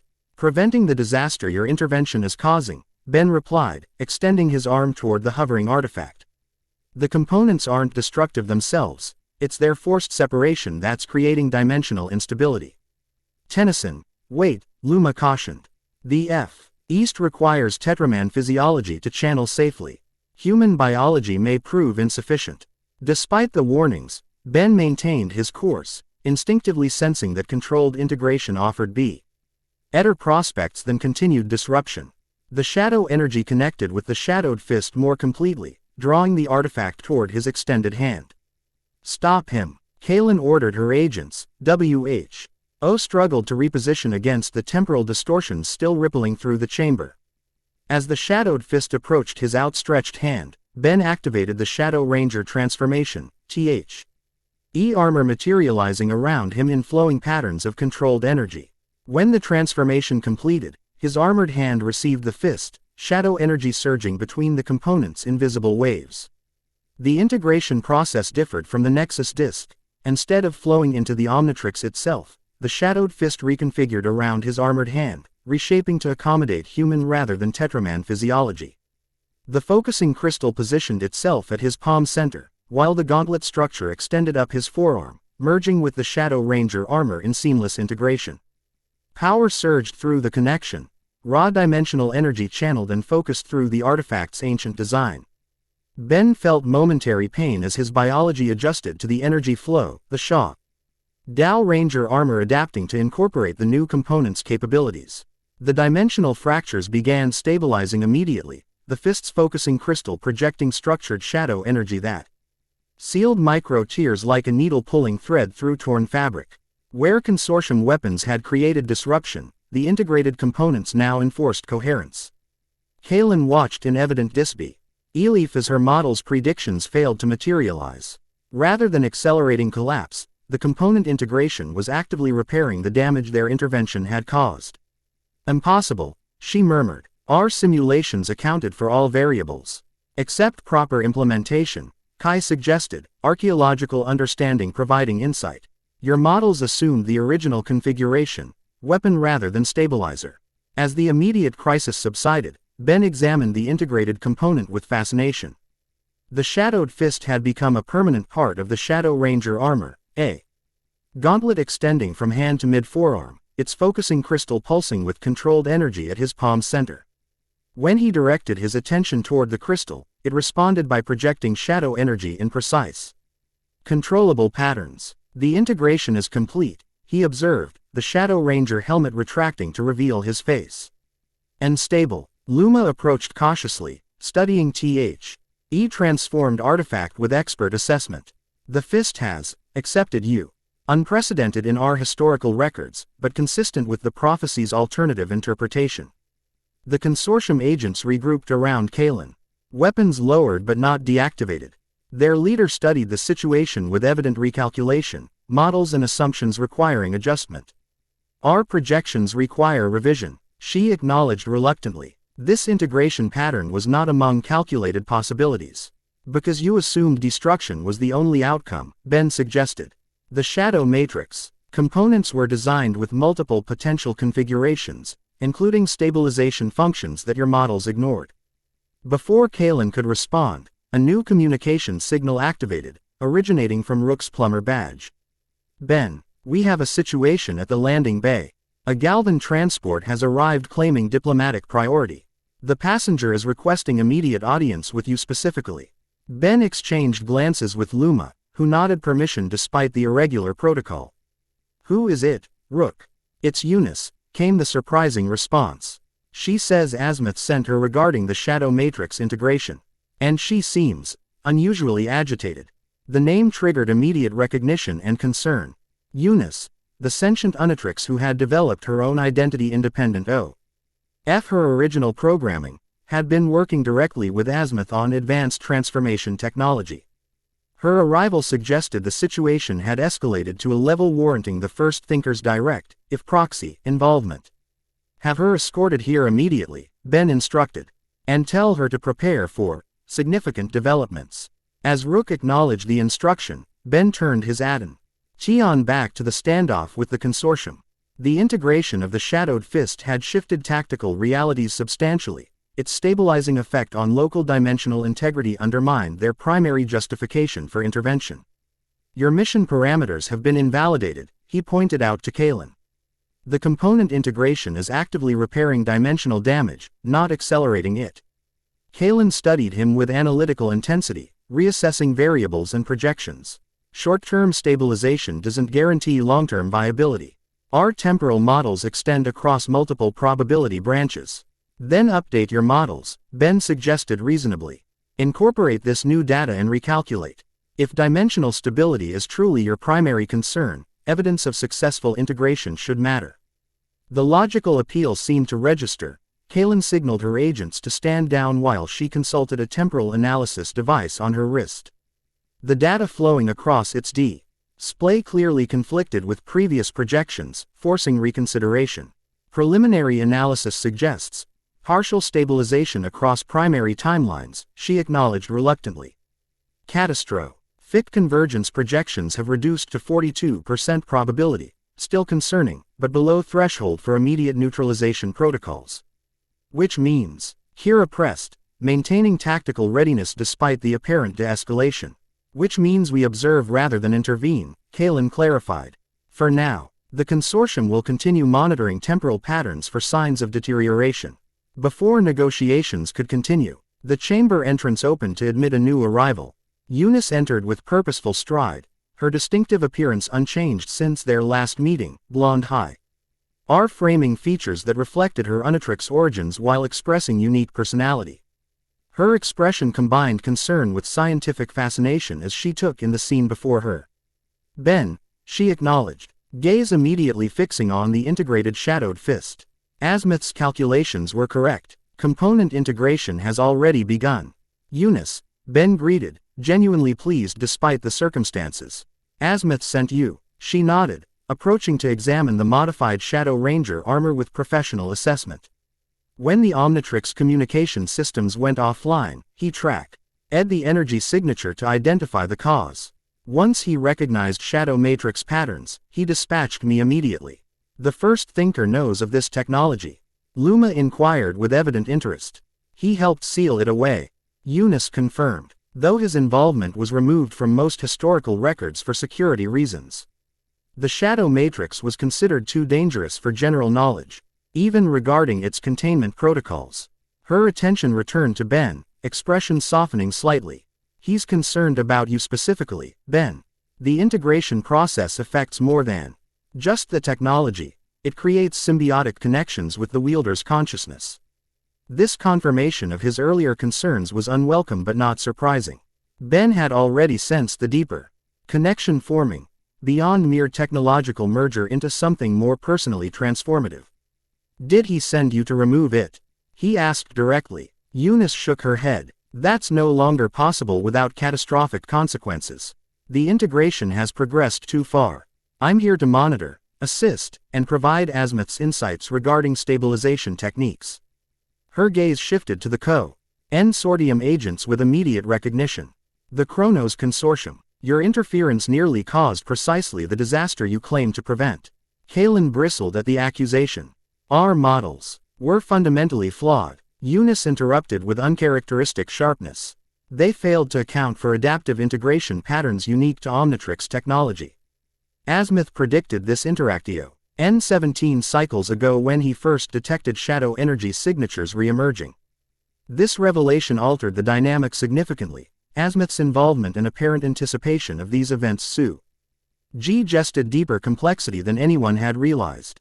Before further discussion could develop, Tetraman security alerts activated throughout the complex. Multiple dimensional fractures detected throughout the Royal District reported a guard who entered with military urgency, similar to the anomalies from Earth, but larger and more numerous. Luma accessed tactical displays on a nearby console, her expression hardening as she reviewed the data. The forced separation attempt triggered cascading instability beyond the vault itself. Fractures are spreading throughout the capital. Ben examined the tactical display, the shadowed fist pulsing in response to the depicted anomalies. Through the integrated component, he sensed the nature of the fractures more clearly, tears in dimensional FA. Brick that allowed energy and matter to bleed between realities. I can feel them, he realized aloud. The fist is designed to manipulate these kinds of breaches. That was its primary function, Eunice confirmed. The shadowed fist was created specifically to repair dimensional damage, using Tetraman's strength to physically mend reality tears through focused shadow energy. Ben made a decision, the Shadow Ranger helmet reforming as he prepared for action. Then let's put it to its intended use. These fractures need sealing before they expand further. You haven't had proper training with the component, Eunice cautioned. The energy requirements could be substantial. We don't have time for training seminars, Ben replied. People are in danger, and I have the tool to help them. That's always been reason enough. Luma studied him with newfound respect, his willingness to act despite personal risk aligning perfectly with Tetraman values. The Royal Guard will provide support and security perimeter. Princess accompanies primary response team personally. Her decisive inclusion of herself drew no objections. The situation clearly warranted royal involvement, and her combat capabilities would prove valuable against whatever might emerge from the fractures. As they prepared to address the spreading dimensional damage, Kalen made a surprising offer. Consortium temporal stabilizers might prove useful against dimensional anomalies. Our agents can assist in containment operations. The proposal represented significant policy shift, from opposition to potential collaboration. Ben considered it briefly before nodding acceptance. Coordinated response makes sense, but we follow a containment approach, not destruction. With arrangements established, the expanded T.M. moved to address the crisis engulfing the Tetraman capital. Ben, in Shadow Ranger form with the integrated shadowed fist, took point position, his new capabilities providing unique perception of the dimensional fractures and means to address them directly.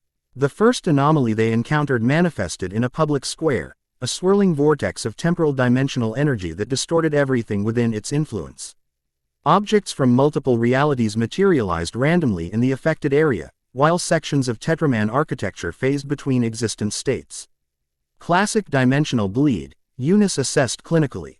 Reality boundaries weakening, allowing matter transfer between parallel coordinates.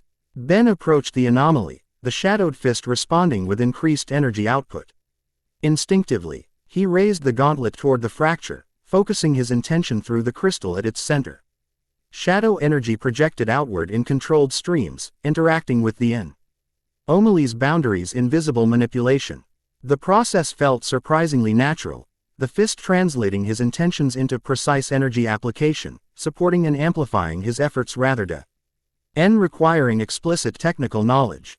Where the shadow energy contacted the anomaly's edges, reality seemed to stitch itself back together, dimensional boundaries reinforcing under the focused influence. It's working, Kai observed with scholarly fascination. The shadow energy is actually restructuring local spacetime parameters.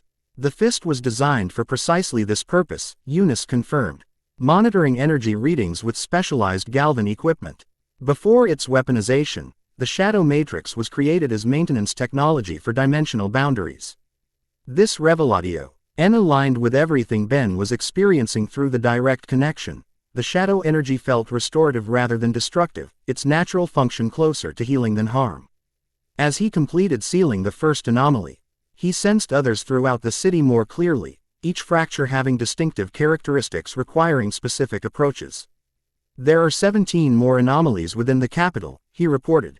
Information flowing through the shadowed fist's perceptual enhancements. Varying sizes and stability levels, but all similar in fundamental structure.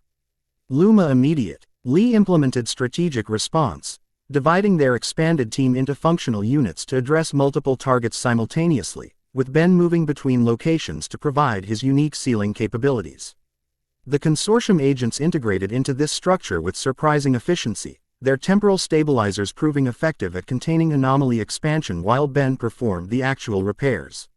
Throughout the operation, Eunice remained close to Ben, monitoring the shadow energy's effects on both the environment and his physiology. Her concern was evident beneath her scientific demeanor. Genuine worry for her friend beyond mere technical assessment. The integration is progressing faster than Azimuth projected, she noted during a brief respite between anomaly responses. The shadow energy is adapting to your specific patterns, creating deeper connections than typical technological interfaces. I can feel it, Ben acknowledged, the Shadow Ranger helmet retracting to reveal his fatigued but determined expression. It's not just the Omnitrix anymore, it's connecting directly to me. Eunice's expression softened with understanding beyond her apparent age, her Omnitrix nature gran. Ting perspective on transformation technology that few could match. The Shadow Matrix was always more symbiotic than most Galvan creations. It's why Azimuth found it simultaneously fascinating and concerning. As they addressed the final major anomalies, a pattern emerged in their distribution, forming a geometric arrangement around the royal complex that suggested deliberate design rather than random manifestation. Kai recognized the significance first, her archaeological training allowing pattern recognition beyond coincidence. These fractures aren't random aftereffects, she realized, ping their locations on a holographic display. They form a specific configuration, a dimensional lattice centered on the ancestral vault. Kalen studied the pattern with dawning recognition. Emergence protocol. The same pattern appears in certain consortium temporal models predicting dimensional transit events. Transit. Kira questioned sharply, as in something coming through. Or someone, Ben concluded grimly. The shadow energy pulsing with warning intensity. Xanatrix mentioned escaping his dimensional prison. These fractures might be his attempt to create a pathway. This ass's SM, and aligned with the increasing intensity of the anomalies, each sealing requiring more energy and focus than the last, as if working against conscious resistance. When they approached the final fracture, the largest, positioned directly above the royal complex, Ben sensed immediately that this represented the central node of whatever pattern was forming. This one's different, he warned the others, as they established a security perimeter. It's not just leaking energy, it's being manipulated from the other side. Through the shadowed fist's perceptual enhancements, he could actually see the external influence, shadow energy from another dimensional layer actively preventing natural closure, maintaining the breach with deliberate purpose. Xanatrix, Eunice concluded, her equipment confirming Ben's assessment. He's using the shadow energy connection to manipulate this fracture specifically. The others were likely diversions or supporting structures for this central breach. Understanding the true nature of the threat clarified their approach. Ben positioned himself directly beneath the anomaly, the shadowed fist raised as he gathered shadow energy for the most demanding sealing yet. Luma stationed her warriors in defensive formation, while consortium agents deployed temporal stabilizers in overlapping fields. He'll resist the sealing, Ben warned them. Be prepared for counterattack. As he projected shadow energy upward into the fracture, resistance manifested immediately, opposing streams of shadow power pushing back against his efforts, creating visible conflict where the energies met.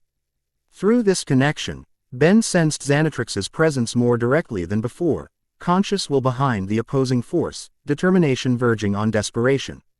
He's strong, Ben acknowledged through gritted teeth. The strain of maintaining the shadow projection evident despite the Ranger armor's enhancements.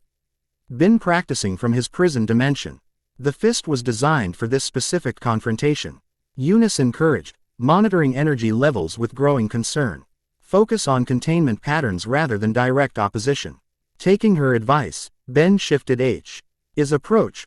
Rather than pushing directly against Xanatrix's influence, he directed the shadow energy to reinforce the dimensional boundaries around the fracture, gradually constraining its parameters while avoiding direct energy conflict. The strategy proved effective.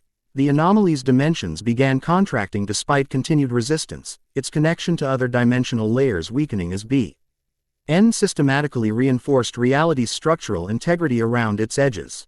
As the fracture diminished, a final surge of opposing energy manifested, Xanatrix's voice echoing through the connection with disturbing clarity. Impressive adaptation, Tennyson. You learn the fist's capabilities faster than anticipated. The disembodied voice carried both frustration and calculation. But delaying the inevitable merely allows more complete preparation. When next we meet, all components will be in play. With those ominous words, the resistance suddenly ceased, Omnitrix apparently withdrawing his influence rather than continuing a losing battle. The fracture closed with surprising ease once external manipulation ended, reality sealing itself with minimal additional intervention. As the final anomaly disappeared, Ben allowed the shadow energy projection to dissipate, fatigue immediately washing through him despite the Ranger armor's supportive functions. The continuous use of the shadowed East's capabilities had demanded substantial physical and mental resources, power channeling through human physiology despite protective interfaces. You need rest, Eunice observed with evident concern, her monitoring equipment displaying biological stress indicators. The fist draws energy directly from its wielder when performing dimensional repairs. Explains why they gave it to Tetramans, Ben acknowledged, allowing the Shadow Ranger transformation to dissipate as he returned to human form. The shadowed fist, however, remained integrated, now appearing as a more compact gauntlet around his left forearm. The focusing crystal dormant but still visibly connected to the modified Omnitrix. Luma approached, her warrior's assessment taking in his condition with professional evaluation. You wielded the fist with unprecedented skill for a non-Tetraman. Our historical records suggested such usage would prove physically impossible for human physiology. Ben has never been typical human baseline, Eunice explained. Years of Omnitrix integration have altered his fundamental biology in ways that enhance adaptability to energy interfaces. This explanation seemed to satisfy Luma's curiosity, though her expression suggested continued reassessment of both Ben and the prophecies connected to the shadowed fist. After confirming no additional anomalies remained active, she ordered warriors to establish monitoring patrols throughout the capital, precautionary measures against potential recurrence. Kaylin, meanwhile, had withdrawn to consult with her superiors via secure temporal communication. When she rejoined the group, her expression reflected organizational recalibration rather than personal conviction. The consortium has revised its assessment, she announced formally. Your implementation of the Shadow Matrix components demonstrates viable stabilization potential not accounted for in our original models. Accordingly, our mission parameters have been adjusted from prevention to observation. Meaning you're not going to try killing me anymore. Ben translated dryly. Appreciate the career change. Our objective was never elimination, merely containment. Kaylin corrected with professional detachment. The revised approach simply acknowledges alternative containment methodologies. How generous, Kira commented sarcastically. With immediate threats addressed, the expanded team returned to the Royal Complex for recovery and assessment. The ancestral vault had been secured following the earlier confrontation, though the empty pedestal where the shadowed fist had rested for generations prompted evident discomfort among Tetraman officials. In the diplomatic wing, Max and Rook rejoined them, having coordinated broader security response throughout the crisis. Max's expression reflected both pride in his grandson's handling of the situation and concern about the continuing developments.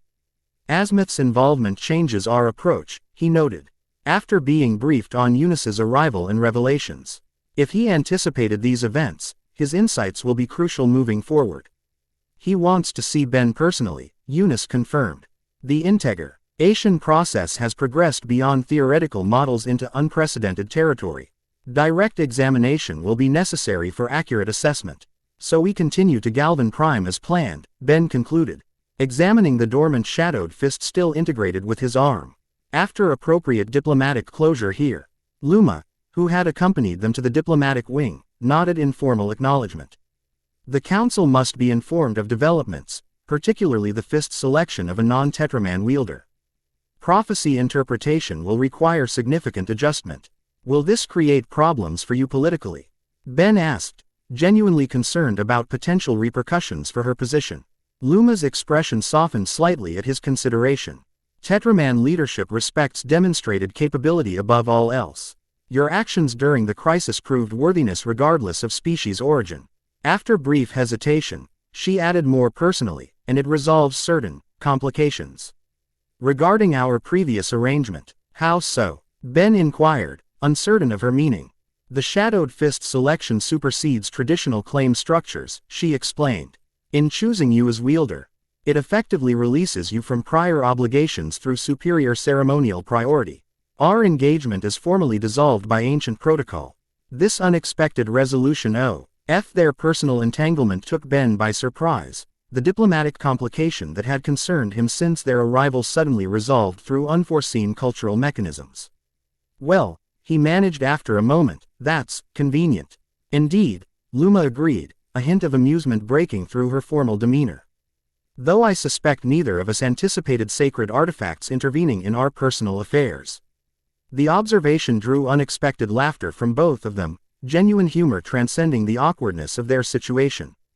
In that moment of shared understanding, Ben glimpsed the person behind the princess more clearly than during their previous interactions, intelligent, adaptable, and possessed of subtle wit beneath ceremonial constraints. Thank you, he said sincerely, for your help with the council. During the crisis, all of it, we couldn't have managed without your support. Mutual benefit serves all parties, Luma replied diplomatically, though her expression suggested appreciation for the acknowledgement. Tetraman culture values both strength and wisdom. You demonstrated both in addressing threats to our world. With diplomatic formalities addressed, pro-cetical arrangements proceeded efficiently. The Tetraman Council convened in emergency session to receive reports on the Shadowed Fist selection and integration, while technical teams prepared the R.Ust Bucket 3 for departure to Galvan Prime. Consortium representatives withdrew to their vessels with formal assurances of non-interference, though Ben suspected their observation would continue through less obvious means. As evening approached, Ben found a quiet moment alone on one of the diplomatic wing's observation terraces, the twin moons of Koros now high in the sky, casting their dual GHT across the capital city, still recovering from the dimensional incursions. The shadowed fist remained dormant on his arm, though he could sense its connection to the Omnitrix continuing to develop even during inactivity. Eunice joined him silently, her presence announced only by subtle footsteps as she approached the terrace railing. For several moments they stood in comfortable silence, watching the Tetraman night unfold beneath the alien stars. It's changing you, she observed finally, her tone neither accusatory nor alarmed, simply acknowledging reality. The shadow energy creates neural pathways that wouldn't naturally form in human brain structure. Ben nodded, unsurprised by her assessment. I can feel it. New ways of perceiving things, connections that weren't visible before. It's like seeing around corners of reality. Azimuth predicted similar effects, Eunice confirmed. It's why he sent me specifically. My Omnitrix nature allows me to monitor integration patterns that conventional equipment might miss. The statement carried implications beyond mere technical capability. The Omnitrix, Eunice's fundamental being, was designed to sample and store DNA while maintaining consciousness connection across transformations. Her understanding of the transformation experience was unique among Azimuth's assistants. And what do you see? Ben asked quietly. Eunice turned to face him directly, her expression combining scientific assessment with personal concern. Integration proceeding along stable vectors, but with unpredictable consciousness expansion. The shadow energy isn't just merging with the Omnitrix, it's creating a trilateral connection between the device, your physical form, and your cognitive patterns. Meaning it's becoming part of who I am, not just what I can do, Ben translated. Precisely, Eunice confirmed, which isn't necessarily dangerous, but requires careful monitoring and adjustment. The shadow matrix was designed for distributed implementation, multiple components with specialized functions working in concert. Concentrating those functions through a single consciousness creates unique pressures. Ben considered this with new perspective, the weight of responsibility shifting from merely wielding powerful technology to integrating it as part of his developing identity. The implications extended beyond tactical capabilities into philosophical territory regarding personhood and transformation. Azimuth must be worried if he sent you personally, he observed. Usually he just calls to lecture me about misusing his technology. A smile touched Eunice's features, genuine affection beneath professional demeanor. He expressed concern in his own way. Something about that Tennyson boy attracting interdimensional trouble with predictable regularity, and needing proper supervision before he accidentally merges all reality into a singular chaos dimension. The accurate impression of Azimuth's distinctive communication style drew a laugh from Ben, easing the tension of their conversation. Sounds about right. Though for once, I didn't actually go looking for this particular trouble. Trouble often finds those capable of addressing it. Eunice replied with unexpected wisdom. The Omnitrix chose you for reasons beyond coincidence, Ben. Perhaps the Shadow Matrix's appearance in your life follows similar patterns. The observation carried weight coming from her, someone whose very existence challenged conventional boundaries between technology and personhood. As a sentient Omnitrix who had developed independent identity beyond her original programming, Eunice understood transformation and adaptation more intimately than most. Their conversation was interrupted by Kai's arrival, archaeological equipment in hand and expressions suggesting new discoveries. Sorry to interrupt, but I've been analyzing the Tetraman historical records they granted us access to. There's something important about the next Shadow Matrix component. Ben gestured for her to continue, sensing the significance in her tone. Kai activated a holographic display showing ancient text alongside astronomical coordinates. According to their records, the Galvans distributed 5 primary components to different species for safekeeping. We now have 2, the Nexus Disk and the Shadowed Fist.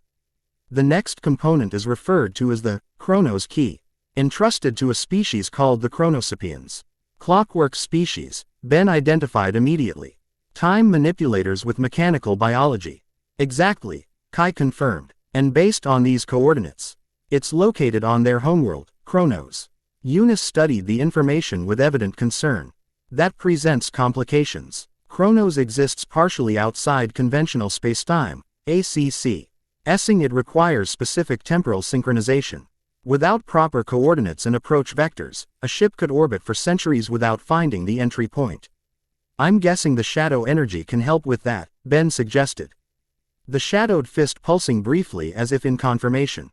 These components seem designed to work together, locating each other across dimensional barriers. The fist's primary function is manipulating dimensional boundaries, Eunice acknowledged. In theory, it could identify temporal access points to Chronos that conventional navigation would miss. Kai added another layer of complexity. There's more. The Tetraman records suggest the Chronos Key is specifically designed to regulate temporal aspects of the Shadow Matrix, preventing unauthorized timeline manipulation while enabling controlled dimensional transit. Which explains why both Xanatrix and the Consortium are particularly interested in it, Ben concluded. One wants to use it, the other wants to make sure nobody can. And both will likely converge on Chronos once they realize our destination, Eunice warned, creating potential conflict in an already temporally sensitive location. The implications weighed heavily as they contemplated their next steps. Pursuing the Chronos Key meant entering increasingly complex territory, both physically and in terms of the Shadow Matrix's developing capabilities. Yet allowing either Xanatrix or the Consortium to secure it first presented equally concerning possibilities. We should inform the others, Ben decided, and prepare for depart. As soon as diplomatic protocols allow. If temporal synchronization is required to reach Chronos, we can't afford delays. As they moved to rejoin the team and share their discoveries, Ben felt shadow energy stir within both the Omnitrix and the integrated Shadowed Fist, responding to the mention of its next component with what almost felt like anticipation. The sensation reinforced Eunice's observation about consciousness connections forming, the technology developing awareness beyond mere functionality. The implications should have been concerning, yet Ben found himself more curious than alarmed. Each component integration had expanded his understanding rather than diminishing it, revealing the Shadow Matrix's original purpose as something more complex and potentially beneficial and Xanatrix's weaponized implementation suggested. As they prepared for the journey to Galvan Prime and beyond, Ben contemplated the path unfolding before them, a quest for ancient technology that was simultaneously changing him from within.